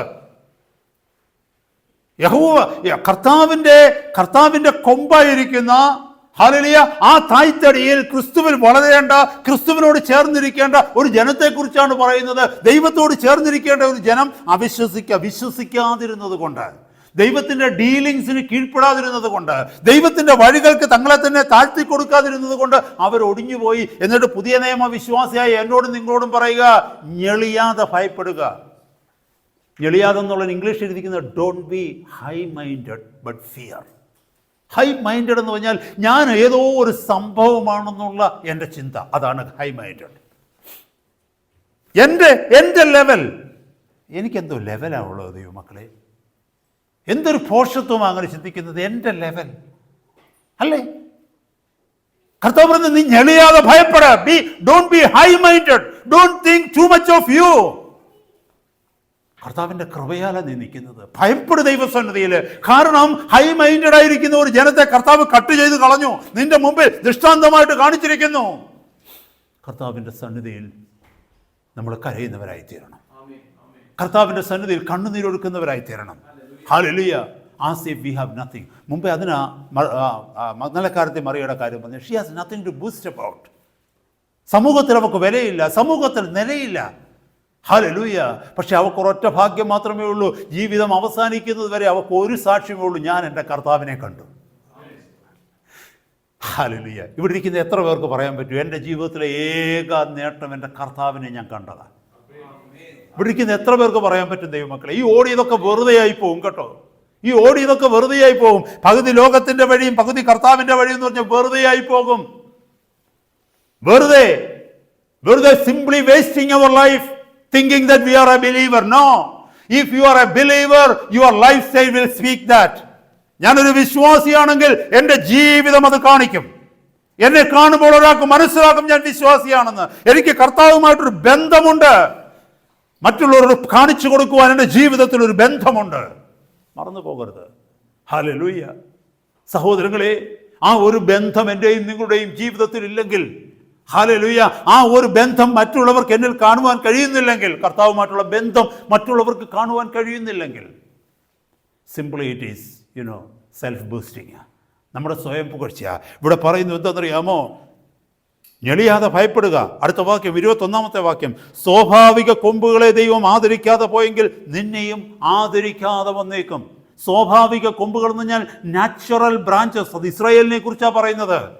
Natural branches. ദൈവം അവരെ അംഗീകരിച്ചില്ലെങ്കിൽ, അവർ കർത്താവിനെ വിശ്വസിക്കാതിരുന്നത് കൊണ്ട് കർത്താവ് അവരെ തള്ളിക്കളഞ്ഞെങ്കിൽ, നിന്നെയും, പുതിയ നിയമവിശ്വാസിയെ, നിന്നെയും അവൻ ആദരിക്കാതെ വന്നേക്കാം. നീ കർത്താവിനെ ഏറ്റുപറഞ്ഞതാണെന്ന് പറഞ്ഞേക്കാം, കർത്താവിന്റെ സഭയാണ് ഭാഗമാണെന്ന് പറഞ്ഞേക്കാം, കർത്താവിന്റെ ശുശ്രൂഷകനാണെന്ന് പറഞ്ഞേക്കാം, കർത്താവിന്റെ ശുശ്രൂഷികയാണെന്ന് പറഞ്ഞേക്കാം. നിന്റെ ജീവിതത്തിൽ നിനക്ക് പല ക്രെഡൻഷ്യൽസും പറയാനുണ്ടാകാം, പല മറ്റുള്ളവരില്ലാത്ത പല സവിശേഷതകളും നിന്നിലുണ്ടെന്ന് നിനക്ക് പറയാൻ കഴിഞ്ഞേക്കാം. പക്ഷേ ഞെളിയാതെ ഭയപ്പെടുക, നിന്നെയും ഒരുപക്ഷെ അവൻ ആദരിക്കാതെ വന്നേക്കും. എൻ്റെ ഭയം അതാ. എപ്പോഴും ഞാൻ ദൈവസന്നിധി നിലവിളിക്കുന്നതാ. ഞാൻ ദൈവസന്നിധി കരയുകയും പ്രാർത്ഥിക്കുകയും ചെയ്തു. ഇത്ര വലിയ മുന്നറിയിപ്പുകൾ എൻ്റെ മുമ്പിൽ കർത്താവ് തന്നിരിക്കുക. ഞാൻ എത്രമാത്രം കർത്താവിൻ്റെ സന്നിധിയിൽ ഭയപ്പെടണം? കർത്താവ് ഏൽപ്പിച്ച കാര്യങ്ങളിൽ എത്രമാത്രം വിശ്വസ്തതയും ശുഷ്കാന്തിയും ഞാൻ കാണിക്കണം? മനുഷ്യരുടെ മുഖം നോക്കാതെ കർത്താവിൻ്റെ മുഖം നോക്കി ഞാൻ യാത്ര ചെയ്യണം. മനുഷ്യർ വെറുത്താലും, മനുഷ്യർ തള്ളിക്കളഞ്ഞാലും, മനുഷ്യർ വിടക്കം തേണ്ടിയാലും, മനുഷ്യർ ഓഫ് എന്ന് പറഞ്ഞ് എന്നെ മാറ്റിപ്പറിച്ചാലും, എൻ്റെ കർത്താവിൻ്റെ മുഖം നോക്കി തന്നിരിക്കുന്ന ഈ ആയുസ് ജീവിച്ചു തീർക്കണം. കർത്താവ് ഏൽപ്പിച്ച കാര്യങ്ങൾ വിശ്വസ്തയോടെ ചെയ്ത്. ഞാൻ വേഗം മുന്നോട്ട് പോവുകയാണ് ദൈവമക്കളെ. 1 കൊരിന്ത്യർ 2-ാം അധ്യായത്തിലേക്ക് വരുമ്പോൾ ഞാൻ ചില വാക്യങ്ങൾ പെട്ടെന്ന് നമ്മുടെ ശ്രദ്ധയിലേക്ക് ഒന്ന് കൊണ്ടുവരുന്നുവെന്ന് മാത്രമേ ഉള്ളൂ. 1 കൊരിന്ത്യർ 2-ാം അധ്യായത്തിലേക്ക് വരുമ്പോൾ ഒരു മനോഹരമായ വാക്യം, നമുക്ക് പരിചയമുള്ളൊരു വാക്യമാണ്. 2:14 നമുക്കറിയാവുന്നതാ. എന്നാൽ പ്രാകൃത മനുഷ്യൻ ദൈവാത്മാവിൻ്റെ ഉപദേശം കൈക്കൊള്ളുന്നില്ല, അതവന് ഭോഷത്വമാകുന്നു. ആത്മീകമായി വിവേചിക്കേണ്ടതാകയാൽ അതവന് ഗ്രഹിക്കുവാൻ കഴിയുന്നതുമല്ല. ഈ വാക്യങ്ങളൊക്കെ വായിക്കുമ്പോൾ നമ്മൾ പെട്ടെന്ന് പറയും, ഞാൻ പ്രാകൃത മനുഷ്യനല്ല. പ്രാകൃത മനുഷ്യൻ എന്ന് പറഞ്ഞാൽ ഭ്രാന്തനെന്നൊന്നും അല്ല അർത്ഥം കേട്ടോ. അല്ലെ മുടിയും നീട്ടി വളർത്തി താടിയും പിടിക്കാതെ നടക്കുന്നവരല്ല. നമ്മൾ പറയും പ്രാകൃതനെ കണ്ടില്ലേ, നമ്മൾ പറയത്തില്ല അവൻ്റെ ഒരു പ്രാകൃതം കണ്ടില്ലേ. ഇതൊക്കെ മനുഷ്യൻ്റെ നമ്മുടെ മലയാളം ലാംഗ്വേജാണ്. പക്ഷേ ഇവിടെ പ്രാകൃത മനുഷ്യൻ എന്നുള്ളത് നാച്ചുറൽ മാൻ എന്നാണ് ഇംഗ്ലീഷ് എഴുതിയിരിക്കുന്നത്. സ്വാഭാവിക മനുഷ്യൻ, ഒരു സാധാരണ മനുഷ്യൻ. അവൻ ദൈവത്തിൻ്റെ ആലോചനകളെ സ്വീകരിക്കത്തില്ല. നമ്മൾ എഴുതിയിരിക്കുന്നു നോക്കി, എ നാച്ചുറൽ മാൻ ദൈവാത്മാവിൻ്റെ ഉപദേശം കൈക്കൊള്ളുന്നില്ല. കാരണം എന്നറിയാമോ? അതവന് ഭോഷത്വമാകുന്നു. സഹോദരങ്ങളെ, നമ്മൾ എന്തെല്ലാം പറഞ്ഞെന്ന് പറഞ്ഞാലും കർത്താവിൻ്റെ ചില ആലോചനകൾ കേൾക്കുമ്പോൾ നമുക്കത് ഭോഷത്വമായിട്ട് തോന്നും. കാരണം നമുക്ക് മുമ്പേ പറഞ്ഞതിലൂടെ നമുക്കത് ഉൾക്കൊള്ളാൻ കഴിയത്തില്ല, നമുക്കത് അംഗീകരിക്കാൻ കഴിയത്തില്ല. അവിടെ നമ്മൾ എത്തുന്നൊരു വഴിയുണ്ട്, അതിന് പറയുന്നതാണ് കോംപ്രമൈസിങ്. കളഞ്ഞോ അതുമില്ല, എടുത്തോ അതുമില്ല, ആ ലെവലിൽ മുന്നോട്ട് പോവുക. ഹല്ലേലൂയ. വിശ്വാസികളുടെ അനേകരുടെ ജീവിതത്തിൽ കാണുന്ന അനുഭവം അത് കോംപ്രമൈസിങ്. നമ്മൾ മറ്റുള്ളവരെ ജഡ്ജ് ചെയ്യുന്നതൊക്കെ എത്ര ഇതായിട്ടല്ലേ അല്ലേ? കർത്താവ് നമ്മൾ കാണിക്കുന്നത്, അല്ലെങ്കിൽ നമ്മൾ 4 മുറിക്കകത്തിരുന്ന അടച്ചിരിക്കുന്ന കഥകനകത്തിരുന്ന് കഥകടച്ചിരിക്കുന്ന വീടിനകത്തിരുന്ന് മുറിക്കകത്തിരുന്ന് മറ്റുള്ളവരെക്കുറിച്ച് പറയുന്നത്, അല്ലെങ്കിൽ ഈ അടച്ചിരിക്കുന്ന തലയ്ക്കകത്ത് നമ്മളിരുന്ന് ചിന്തിക്കുന്നതൊക്കെ കർത്താവ് ഒന്ന് പ്രൊജക്റ്റ് ചെയ്ത് കാണിക്കാമെങ്കിൽ ഞാൻ പറയുന്നു അവിശ്വാസിയേക്കാൾ ഭയങ്കരമായിരിക്കും അത് കേട്ടോ.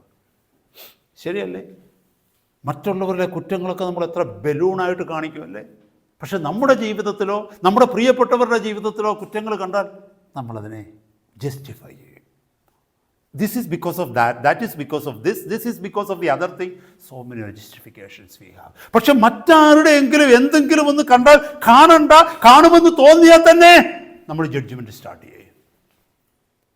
എന്നെ കേൾക്കുന്ന സഹോദരന്മാരെ, സഹോദരിമാരെ, ഹല്ലേലൂയ. ഇവിടെ പറയുന്നു പ്രാകൃത മനുഷ്യൻ ദൈവത്തിൻ്റെ ഉപദേശം കൈക്കൊള്ളുന്നില്ല, അതവന് ഭോഷത്വമാകുന്നു.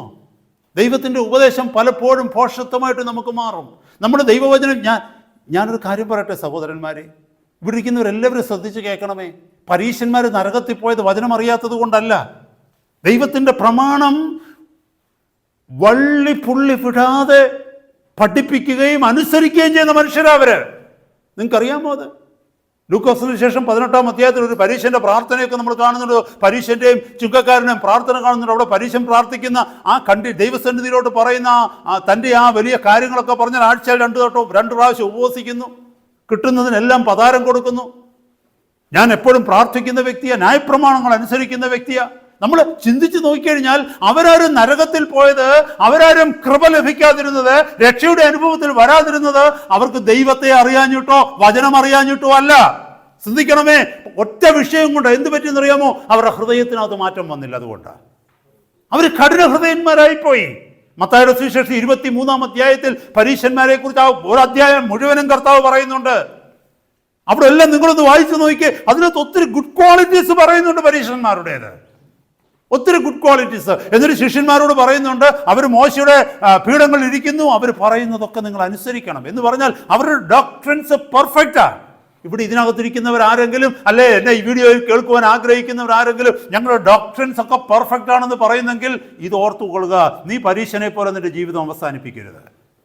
പരീശന്മാരുടെ ഡോക്ട്രിൻസ് പെർഫെക്റ്റ് ആയിരുന്നു കേട്ടോ. അവരുടെ ഉപദേശങ്ങൾ വിശുദ്ധമായ ഏറ്റവും പഥ്യമായ ഉപദേശങ്ങളായിരുന്നു. ഉപദേശത്തിന് മാത്രമാണ് നിൽക്കുന്നത്. നമ്മളിൽ പലരും ഹല്ലേലൂയ ദൈവമക്കൾ എന്ന് പറയുന്നവരിൽ പലരും, ദൈവസഭയിലുള്ളവർ പലരും, ഞാൻ ഉപദേശത്തിന് വേണ്ടി നിൽക്കുന്നു, ഉപദേശത്തിന് വേണ്ടി നിൽക്കുന്നു. There is nothing wrong in that.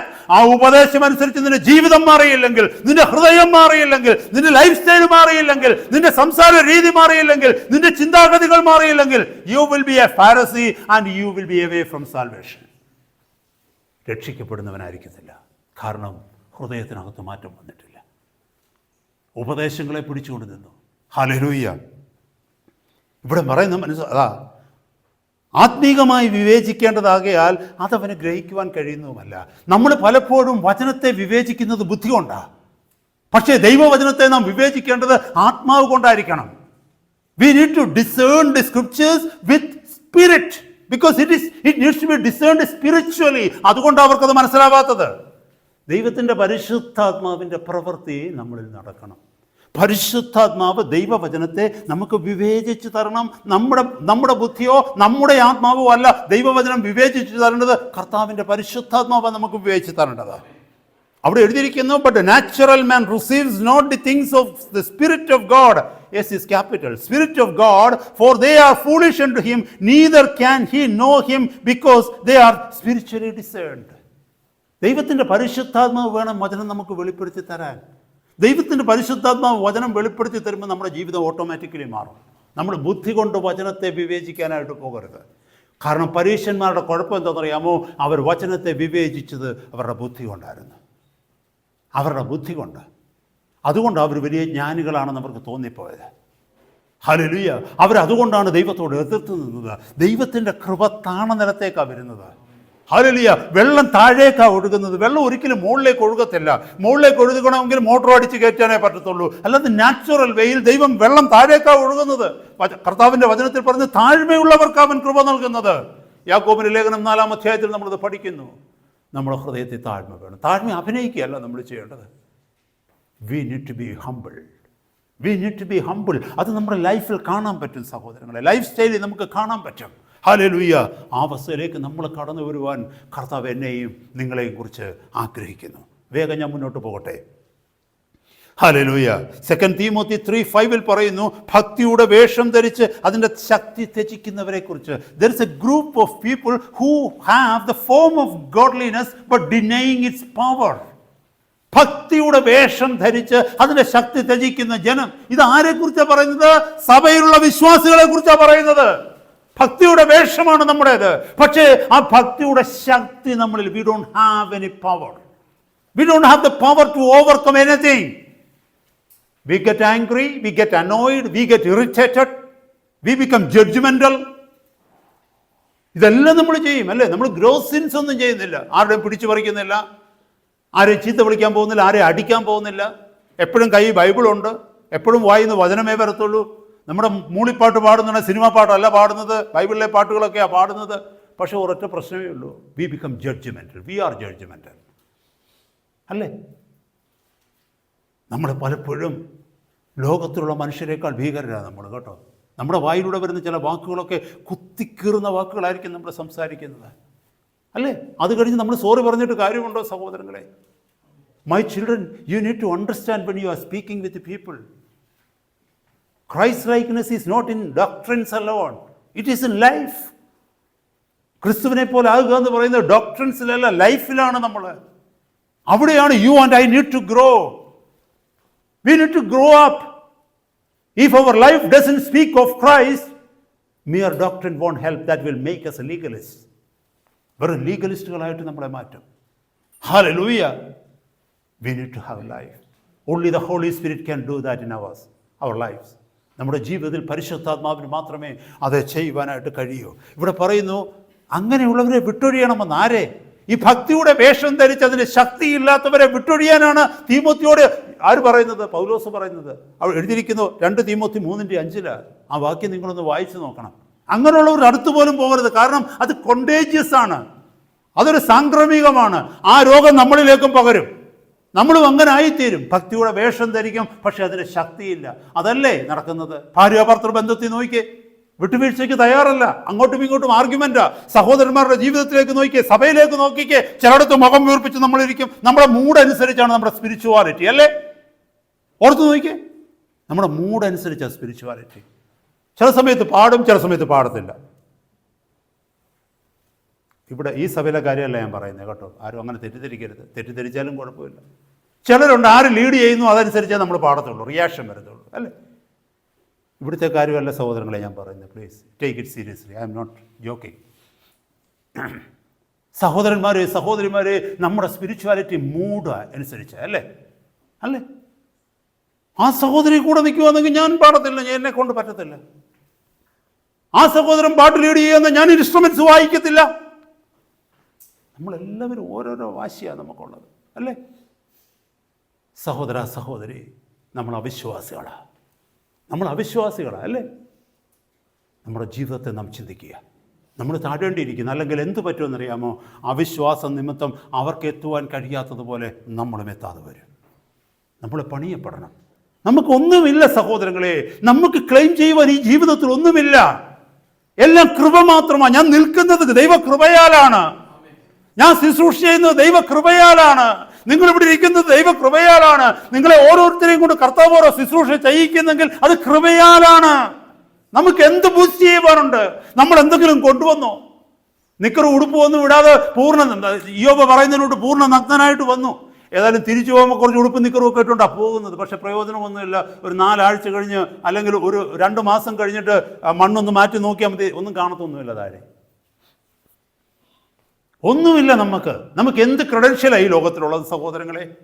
നമുക്ക് പുകഴാൻ എന്തോ ഉണ്ട്? ഒന്നുമില്ല. എത്ര മസിൽ വീർപ്പിച്ച് കാണിച്ചു കഴിഞ്ഞാൽ ശ്വാസം പോയി കഴിഞ്ഞാൽ ഈ മസിലൊക്കെ ചുങ്ങിപ്പോകും, അല്ലേ? ഈ ലോകത്തിൽ എന്തെങ്കിലും പുകഴുന്നെങ്കിൽ ഭോഷന്മാർ മാത്രമേ പുകഴത്തുള്ളൂ കേട്ടോ.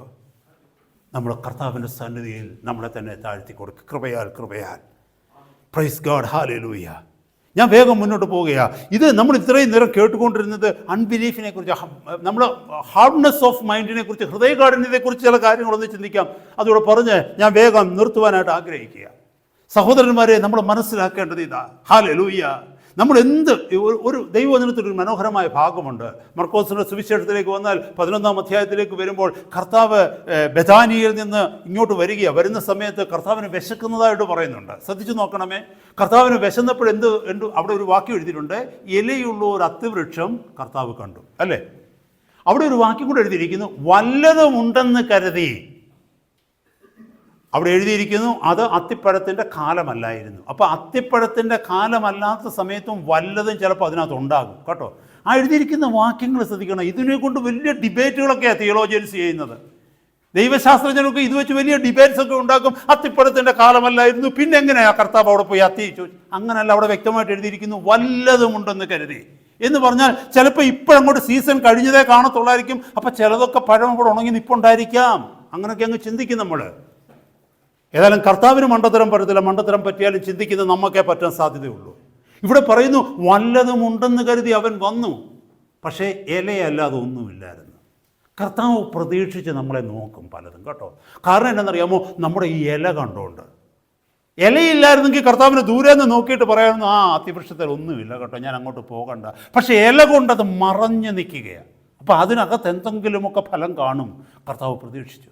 എന്ന് പറഞ്ഞാൽ നമ്മുടെ പാട്ടും പ്രസംഗവും കയ്യിലിരിക്കുന്ന ബൈബിളിൻ്റെ വലിപ്പവും ഒരു 5-6 ബൈബിൾ വേറെ കാണും, കമൻട്രീസ് കാണും, അതെല്ലാം പഠിച്ച് നമ്മളെ ദൂരെ നിന്ന് നോക്കിക്കാണുമ്പോൾ ചില ഫലം നമ്മളിൽ ദൈവം പ്രതീക്ഷിക്കുന്നുണ്ട്.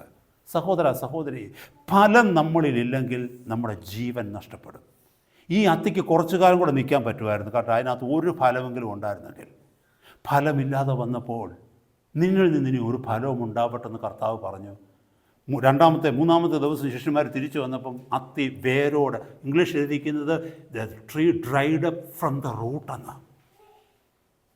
നമ്മുടെ ജീവൻ പോകുന്നു കഴിഞ്ഞാൽ നമ്മുടെ ആത്മീയ ജീവിതം പോകും, ഭൗതിക ജീവിതമൊന്നും കർത്താവ് തല്ലിക്കളയത്തില്ല കേട്ടോ. If we have no fruit we will have no life. നമ്മൾ പ്രൊജക്റ്റ് ചെയ്യുക, ഇല കൊണ്ട് മറയ്ക്കുക, ഇലയെന്ന് പറയുന്ന ഡിസെപ്ഷനെ കാണിക്കുക, വഞ്ചിക്കുക, ലോകത്തെ വഞ്ചിക്കുക. ഐ ആം ബെറ്റർ ദാൻ, ഞാൻ തഴച്ച് നിൽക്കുന്ന ഒരു വൃക്ഷമാണ്, എന്നിലെല്ലാം ഉണ്ട്, ഐ ആം അഡോൺഡ് വിത്ത് ലീവ്സ്. എനിക്ക് സമയമില്ലാത്തതുകൊണ്ട് ഞാൻ ആ ഭാഗത്തേക്ക് പോകുന്നില്ല. നമ്മൾ പലപ്പോഴും ഇല കൊണ്ട് നാണം മറയ്ക്കുന്നവരാണ്.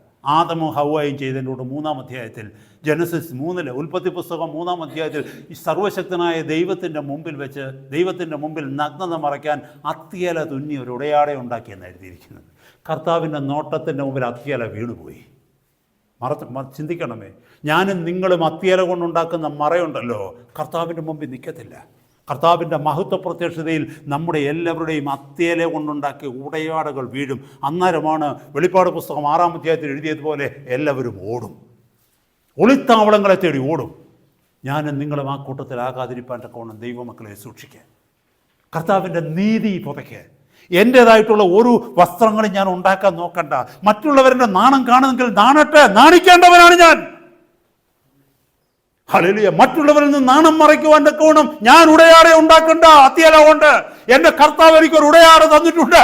എൻ്റെ കർത്താവിൻ്റെ നീതി, അത് മാത്രം എനിക്ക് മതി. നമ്മളത് വിശ്വസിക്കും. ഹല്ലേലൂയ. ഇത് ഡിസെപ്ഷനായിട്ട് തീരുന്നത്. വേരോട് ഉണങ്ങിപ്പോയെന്ന life will go. If you have no fruit you will have no life of Christ in you, neither in me if I have no fruit. Hallelujah. ഞാൻ വേഗം പോകട്ടെ സഹോദരങ്ങളെ. അടുത്ത 5 മിനിറ്റ്സിനുള്ളിൽ ദൈവത്തിനെ നിർത്തുവാനായിട്ട് ആഗ്രഹിക്കുക. ഹല്ലേലൂയ. നമ്മുടെ ഹൃദയം ഈ എബ്രായ ലേഖനത്തിലേക്ക് വന്നു കഴിഞ്ഞാൽ മനോഹരമായ ഒരു വാക്യം ഞാൻ നിങ്ങളെ കാണിച്ചു തരാം. ഹല്ലേലൂയ. 8-ാമത്തെ വാക്യത്തിൽ, 3-ാം അധ്യായത്തിൻ്റെ 8-ാമത്തെ വാക്യത്തിൽ, ഇന്ന് നിങ്ങൾ അവൻ്റെ ശബ്ദം കേൾക്കുന്നുവെങ്കിൽ മരുഭൂമിയിൽ വെച്ച് പരീക്ഷാ ദിവസത്തിലെ മത്സരത്തിലെന്ന പോലെ നിങ്ങളുടെ ഹൃദയം കഠിനമാക്കരുത്. It is something, a deliberate action. നമ്മൾ ഡെലിബറേറ്റ്ലിയാണ് ചെയ്യുന്നത്. ഇത് എന്നോടുള്ളതല്ല, ഇതെനിക്ക് കേൾക്കണ്ട. ചിലർ പറയത്തില്ലയോ ഇതെല്ലാം അറിഞ്ഞു വെച്ചുകൊണ്ടുള്ള കാച്ചാന്ന്. എന്നെ കേൾക്കുന്ന സഹോദരങ്ങളെ, ഞാനതിനെ ഏത് രീതിയിൽ എടുക്കുന്നതെന്നറിയാമോ?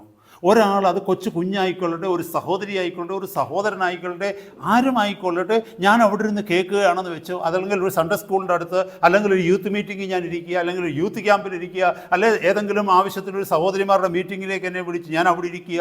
ഒരു സഹോദരി സംസാരിക്കുന്നതായിരിക്കാം, ഒരു കുഞ്ഞ് സംസാരിക്കുന്നതായിരിക്കാം, അല്ലെങ്കിൽ എൻ്റെ കൂട്ട് സഹോദരന്മാരിലാരെങ്കിലും സംസാരിക്കുന്നതായിരിക്കാം.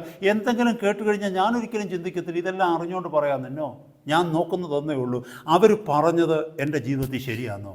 ആണെങ്കിൽ ദൈവത്തിന് എന്നോടുള്ള ദൂതാ അത്. എന്തൊരു കംഫർട്ട് അത് തരുമെന്നറിയാമോ? ഇവർ പറയുന്ന കാര്യങ്ങൾ എൻ്റെ ജീവിതത്തിൽ ശരിയാണോ? ആണെന്നുണ്ടെങ്കിൽ ഞാനത് ഏറ്റെടുക്കണം. കർത്താവ് എന്നോട് സംസാരിക്കുന്ന ദൂത. കാരണം വീണ്ടും ഒരു ദൂത് കേൾക്കാൻ ഞാൻ ജീവനോട് ഉണ്ടാകുമോ എന്ന് പറയാൻ പറ്റത്തില്ല. ഒരുപക്ഷെ അതിനു മുമ്പ് കർത്താവ് വന്നേക്കാം, അല്ലെങ്കിൽ ഈ ഭൂമിയിൽ നിന്ന് ഞാൻ മാറ്റപ്പെട്ടേക്കാം. ഞാൻ നന്നാകാൻ വേണ്ടി കർത്താവിനോട് സംസാരിക്കുക. അതൊരു കുഞ്ഞിനോട് തല സംസാരിച്ചതായിരിക്കും. മുമ്പേ പറഞ്ഞിട്ട് ബിലിയാമിനെ നേരെയാക്കാൻ കഴുതയെ കർത്താവ് ഉപയോഗിച്ചതുപോലെ കർത്താവിന് ആരെയും, ഇതാ ഞാൻ മുമ്പേ പറഞ്ഞത്, നമുക്ക് നമ്മുടെ ചിന്താഗതികളുണ്ട്. അങ്ങനെ കർത്താവ് പറഞ്ഞെങ്കിൽ മാത്രമേ ഞാൻ അംഗീകരിക്കത്തുള്ളൂ. അല്ലെ ഇന്ന ആളിലൂടെ സംസാരിച്ചാലേ ഞാൻ കേൾക്കത്തുള്ളൂ. നോ. ഇവിടെ പറയും നിങ്ങളുടെ ഹൃദയം കഠിനപ്പെട്ടു പോകരുത്. It is very very dangerous my brothers, my sisters. There is a dissatisfaction here. കർത്താവ് ശിഷ്യന്മാരുടെ അടുക്കലേക്ക് വന്നപ്പോൾ ഒരു ഡിസ്സാറ്റിസ്ഫാക്ഷൻ കണ്ടു. സഭയിലേക്ക് കർത്താവ് നോക്കുകയാണ്. നമുക്കറിയാം എഫേസു സഭയുടെ വെളിപ്പാട് പുസ്തകം 2-3 അധ്യായങ്ങളിലേക്ക് വരുമ്പോൾ എഫേസു സഭയിലേക്ക് വന്നിട്ട് എഫേസു സഭയോട് പറയുക, നിനക്ക് ഒത്തിരി കാര്യങ്ങൾ നീ ചെയ്യുന്നുണ്ട്. 1 മുതൽ 2 മുതലുള്ള വാക്യങ്ങൾ നോക്കണം നിങ്ങൾ. അവിടെ സഭയെക്കുറിച്ച് പറയുന്നത്, നിങ്ങൾക്ക് ഒത്തിരി തീഷ്ണതയുണ്ട്, കള്ളയപ്പോസ്തലന്മാരെ നിങ്ങൾ തിരിച്ചറിയുന്നുണ്ട്, എനിക്ക് വേണ്ടി സഹിക്കുന്നത് ഞാൻ അറിയുന്നത് എല്ലാം ഉണ്ട്. പക്ഷെ പിന്നെ പറഞ്ഞൊരു കാര്യം എന്താണ്, ഒരു കുറവ് നിന്നെക്കുറിച്ച് എനിക്ക് പറയാനുണ്ട്, you have lost your first love എന്ന് പറഞ്ഞാൽ they had the works of the Lord but they don't have the Lord of the works. പറഞ്ഞു മനസ്സിലായോ? ദൈവത്തിന്റെ പ്രവൃത്തികൾ അവർക്കുണ്ട്, ക്രിസ്തുവിന് വേണ്ടിയുള്ള പ്രവൃത്തികളുണ്ട്, പക്ഷെ പ്രവൃത്തികളുടെ കർത്താവ് അവർക്കില്ല. കർത്താവിനല്ല അവർ പ്രാധാന്യം കൊടുത്തത്, അവർ പ്രവൃത്തികൾക്കാണ് പ്രാധാന്യം കൊടുത്തത്. മുമ്പേ പറഞ്ഞിട്ട് കൂട്ട്, ഫ്രൂട്ടിനല്ല പ്രാധാന്യം, ഇലയ്ക്കാ പ്രാധാന്യം. എന്നെ കേൾക്കുന്ന സഹോദരങ്ങളെ, ദൈവസഭയോട് പറയുന്നുണ്ട്, ഓരോ സഭകളെയും കർത്താവ് തൊട്ട് പറയുക. അവരോട് പറയുന്നുണ്ട്, ഇസബേൽ എന്ന് പറഞ്ഞൊരു സ്ത്രീയെ നിങ്ങൾ വെച്ചിരിക്കുന്നു, അവളെ സഹിക്കുന്ന ഒരു കുറവ് നിനക്കുണ്ട്. ഹല്ലേലൂയ. നീ ഏതിൽ നിന്ന് എഫേസു സഭയോട് പറയുന്നു, നീ ഏതിൽ നിന്ന് വീണു പോയിരിക്കുന്നു എന്ന് നോക്കി മനസാന്തരപ്പെടണം. അല്ലേ? കർത്താവ് ഇത് മാത്രമാണ് പറയുന്നത്. You will have meetings, you will have preachers preaching, you will have programs, but my glory will be departing you. മറ്റുള്ളവർക്ക് വെളിച്ചം കൊടുക്കുവാൻ നിനക്ക് കഴിയത്തില്ലെങ്കിൽ ക്യാൻഡിൽ സ്റ്റിക്ക് ഞാൻ മാറ്റാൻ പോവുകയാ. അല്ലേ? സഭകളോട് പറയുന്നതാ കർത്താവ്. ക്യാൻഡിൽ സ്റ്റിക്ക് ഞാൻ നിനക്ക് തന്ന വിളക്ക് നിനക്ക് തന്നിരിക്കുന്നത് എന്തിനെന്നറിയാമോ? മറ്റുള്ളവർക്ക് വെളിച്ചം കൊടുക്കുവാനാ. ആ വെളിച്ചം നിന്നിൽ നിന്ന് പുറത്തേക്ക് വരുന്നില്ലെങ്കിൽ ഞാൻ ആ വിളക്ക് മാറ്റുകയാ. മുമ്പേ പറഞ്ഞിട്ട്, if you have no fruit you will have no life. If you have no light, you will have no lamp. മനസ്സിലാക്കണമേ സഹോദരങ്ങളെ, കർത്താവ് വിളക്ക് മാറ്റുക എന്ന് പറഞ്ഞു കഴിഞ്ഞാൽ അതിൻ്റെ അർത്ഥം ഗ്ലോറി വിൽ ബി ഡിപ്പാർട്ടിങ്. കർത്താവിൻ്റെ മഹത്വം അവിടുന്ന് വിട്ടുപോകുക. ലവോദിക്യ സഭയോട് പറയുന്നു, ഞാൻ പുറത്തുനിന്ന് മുട്ടുന്നെന്ന്, ആരെങ്കിലും എൻ്റെ ശബ്ദം കേട്ട് വാതിൽ തുറന്നാൽ ഞാൻ അകത്ത് വരുമെന്ന്, ഞാൻ അവനോടും കൂടി അത്താഴം കഴിക്കുമെന്ന്. കർത്താവ് എവിടെയാ ലവോദിക്യ സഭയിൽ അത് പറയുമ്പോൾ? ലവോദിക്യ സഭയുടെ പുറത്താ കർത്താവ്. എന്തുകൊണ്ട്? അകത്ത് മീറ്റിംഗ് നടക്കുക, ഭയങ്കര ടമ്പാറും ഭയങ്കര പ്രശ്നങ്ങളും കീബോർഡും എല്ലാം ഉണ്ട്, ട്രംപാടും എല്ലാം ഉണ്ട് അവിടെ. നല്ല മീറ്റിങ്ങുകളും പ്രോഗ്രാംസും ഒക്കെ നടക്കുക, സൂപ്പർ വചനങ്ങളൊക്കെയാണ് കേൾക്കുന്നത്. പക്ഷെ കർത്താവ് അതിനകത്തില്ല. Glory departed.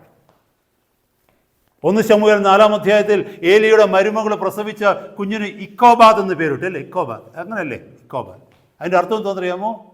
Glory departed Israel. യഹോവയുടെ മഹത്വം ഇസ്രായേലിനെ വിട്ടുപോയി എന്നും പറഞ്ഞാൽ അവൾ ആ കുഞ്ഞിന് ഇക്കോബാദ് എന്ന് പേരിട്ടത്. കാരണം ഫെലസ്തീർ നിയമപട്ടകം പിടിച്ചു.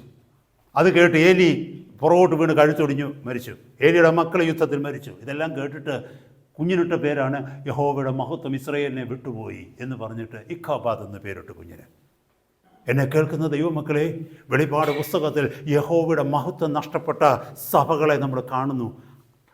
വളരെ വ്യക്തമായിട്ട് നമ്മൾ മനസ്സിലാക്കണം. 5 സഭകളെ നമ്മൾ കാണുന്നത്. ഹല്ലേലൂയ. ഞാൻ എൻ്റെ വാക്കുകളെ നിർത്തുകയാണ്. എഫേസു സഭയൊന്നും അങ്ങനെയല്ലായിരുന്നു കേട്ടോ. എഫേസു സഭയുടെ തുടക്കം എവിടെയാണ് നമ്മൾ മനസ്സിലാക്കുന്നത്? കഴിഞ്ഞ കാലങ്ങളിൽ നമ്മൾ അതൊക്കെ പഠിച്ചിട്ടുണ്ട്. അപ്പോസ്തലപ്രവൃത്തി 19-ാം അധ്യായത്തിൽ നമ്മൾ കണ്ടു. അപ്പോസ്തലപ്രവൃത്തി 19-ാം അധ്യായം താഴേക്ക് വായിച്ചു വരുമ്പോൾ 18-19 വാക്യങ്ങൾ ഇത് ഓർത്തിരുന്നാൽ മതി. ആക്സ് 19:19 എന്ന് ഓർത്താൽ മതി. ഞാനിങ്ങനെയാണ് വാക്യങ്ങളൊക്കെ പഠിച്ചു വെക്കുന്നത്. അപ്പോസ്തലപ്രവൃത്തി 19:19 അത് ഓർത്താൽ മതി. അവിടെ വലിയൊരു സംഭവം നടന്നു. എന്തുവെന്നറിയാമോ? ക്ഷുദ്രപ്രയോഗം ചെയ്തിരുന്ന അനേകർ അവരുടെ പുസ്തകങ്ങൾ കൊണ്ടുവന്ന് എല്ലാവരും കത്തിച്ചു കളഞ്ഞു. അതിൻ്റെ വില 50,000 വെള്ളിക്കാശ്. 50,000 വെള്ളിക്കാശ് വിലയുള്ള പുസ്തകങ്ങൾ അവർ കത്തിച്ചു കളഞ്ഞത് എന്തിന്? യേശുവിൽ അവർ വിശ്വസിച്ചത് കൊണ്ട്. മാനസാന്തരത്തിൻ്റെ തെളിവാണ് അത്. 50,000 വെള്ളിക്കാശ് ചെറിയ എമൗണ്ട് ഒന്നുമല്ല. 30 വെള്ളിക്കാശിനാണ് യേശുവിനെ ഒറ്റിക്കൊടുത്തത്. അങ്ങനെയാണെങ്കിൽ 50,000 വെള്ളിക്കാശ് എത്ര വലിയൊരു തുകയാണ്. എന്തിനു വേണ്ടി അവർ വേണ്ടെന്ന് വെച്ചത്? അവരുടെ ഉപജീവന മാർഗം. അവർ മന്ത്രവാദികളായിരുന്നു. That was their work, that was their job, that was their the means of their livelihood, means of their bread. ഉപജീവന മാർഗമായിരുന്ന അവരുടെ തൊഴിൽ വേണ്ടെന്ന് വെച്ച് അവർ വില കൊടുത്ത് വാങ്ങിച്ച പുസ്തകങ്ങളെ കൂട്ടിയിട്ട് കത്തിച്ചു. എന്തിന്? Because they believed in Christ. That was the praise the church in Ephesus paid when they started. പക്ഷെ അവസാനം വന്നപ്പോൾ എന്ത് പറ്റിപ്പോയി? എന്നെ കേൾക്കുന്ന സഹോദരന്മാരെ, സഹോദരിമാരെ, കർത്താവ് നമ്മളെ സൂക്ഷിച്ച് നോക്കിയ ഈ അവസ്ഥ നമ്മുടെ ജീവിതത്തിൽ വരരുത്. ഹല്ലേലൂയ. കർത്താവിൻ്റെ ഗ്ലോറി നഷ്ടപ്പെട്ട ഒരു സഭയായി, കർത്താവിൻ്റെ മഹത്വം നഷ്ടപ്പെട്ട ഒരു വിശ്വാസിയായി ഞാനും നിങ്ങളും തീരരുത്. അവിടുത്തെ മഹത്വം നമ്മളോട് കൂടെ വരണം. മോശ പറഞ്ഞതുപോലെ, നിന്റെ മഹത്വം എന്നോടുകൂടെ വരുന്നില്ല എങ്കിൽ എന്നെ അയക്കരുത്. ഹല്ലേലൂയ. ഞാനും നീയും ദൈവദാസനും ദൈവദാസിയും ആണെന്ന് പറയുന്നത് ദൈവത്തിൻ്റെ മഹത്വം എൻ്റെ കൂടെ ഉള്ളത് കൊണ്ടാണ്. ദൈവത്തിൻ്റെ മഹത്വം ഇല്ലെങ്കിൽ ദൈവദാസനും ദൈവദാസിയും എന്ന് പറഞ്ഞിട്ട് ഒരു കഥയുമില്ല. കഴിഞ്ഞ രാത്രി കേട്ടതുപോലെ പവറില്ലാത്ത സ്തോത്രങ്ങളായിട്ട്, പ്രയോജനമില്ലാത്ത അർത്ഥമില്ലാത്ത സ്തോത്രങ്ങളായിട്ട് മാറും. Praise God. ഹല്ലേലൂയ. നീ സ്തോത്രം പറയുമ്പോൾ നിൻ്റെ കൂടെ നിന്ന് പിശാചും സ്തോത്രം പറയും. കാരണം ദൈവമഹത്വം അവിടെ ഇല്ല, വെറും വാക്കുകൾ മാത്രമേ ഉള്ളൂ. നീ ഹല്ലേലൂയ പറയുമ്പോൾ ഒരുപക്ഷെ ആ കൂട്ടത്തിൽ ഡീമൺസും കാണും ഹല്ലേലൂയ പറയും. കാരണം ഈ ഹല്ലേലൂയ പറഞ്ഞ ആൾ തന്നെയാണ് വീട്ടിലോട്ട് ചെല്ലുമ്പോൾ വേറെ വാക്കുകൾ പറയുന്നത്, അല്ലെ ജോലി സ്ഥലത്ത് വേറെ വാക്കുകൾ പറയുന്നത്, അല്ലെ വണ്ടിയിലിരുന്ന് മുന്നോട്ട് പോകുമ്പോൾ 4-5 വണ്ടികൾ മുന്നേ കിടക്കുന്നാണ്ട വേറെ വാക്കുവായിന്ന് വരും. മുമ്പേ ഹല്ലേലൂയ പറഞ്ഞതാ. മുമ്പേ എന്നെ കേൾക്കുന്ന ദൈവമക്കളെ, അവിശ്വാസവും ഹൃദയകാഠിന്യവും നമ്മളിൽ നിന്ന് മാറ്റിയില്ല എങ്കിൽ ഏത് വലിയ അപ്പോസ്തോലിക പദവിയിലായിരിക്കുന്നവനെയായാലും കർത്താവ് ശാസിക്കും. അതാണ് മുമ്പേ വായിച്ചു കേട്ട വചനഭാഗത്ത് നമ്മൾ മനസ്സിലാക്കുവാൻ കഴിഞ്ഞത്. മർക്കോസിന് ശേഷം 16-ാം അധ്യായത്തിൻ്റെ 14-ാമത്തെ വാക്യം. Hallelujah, praise God.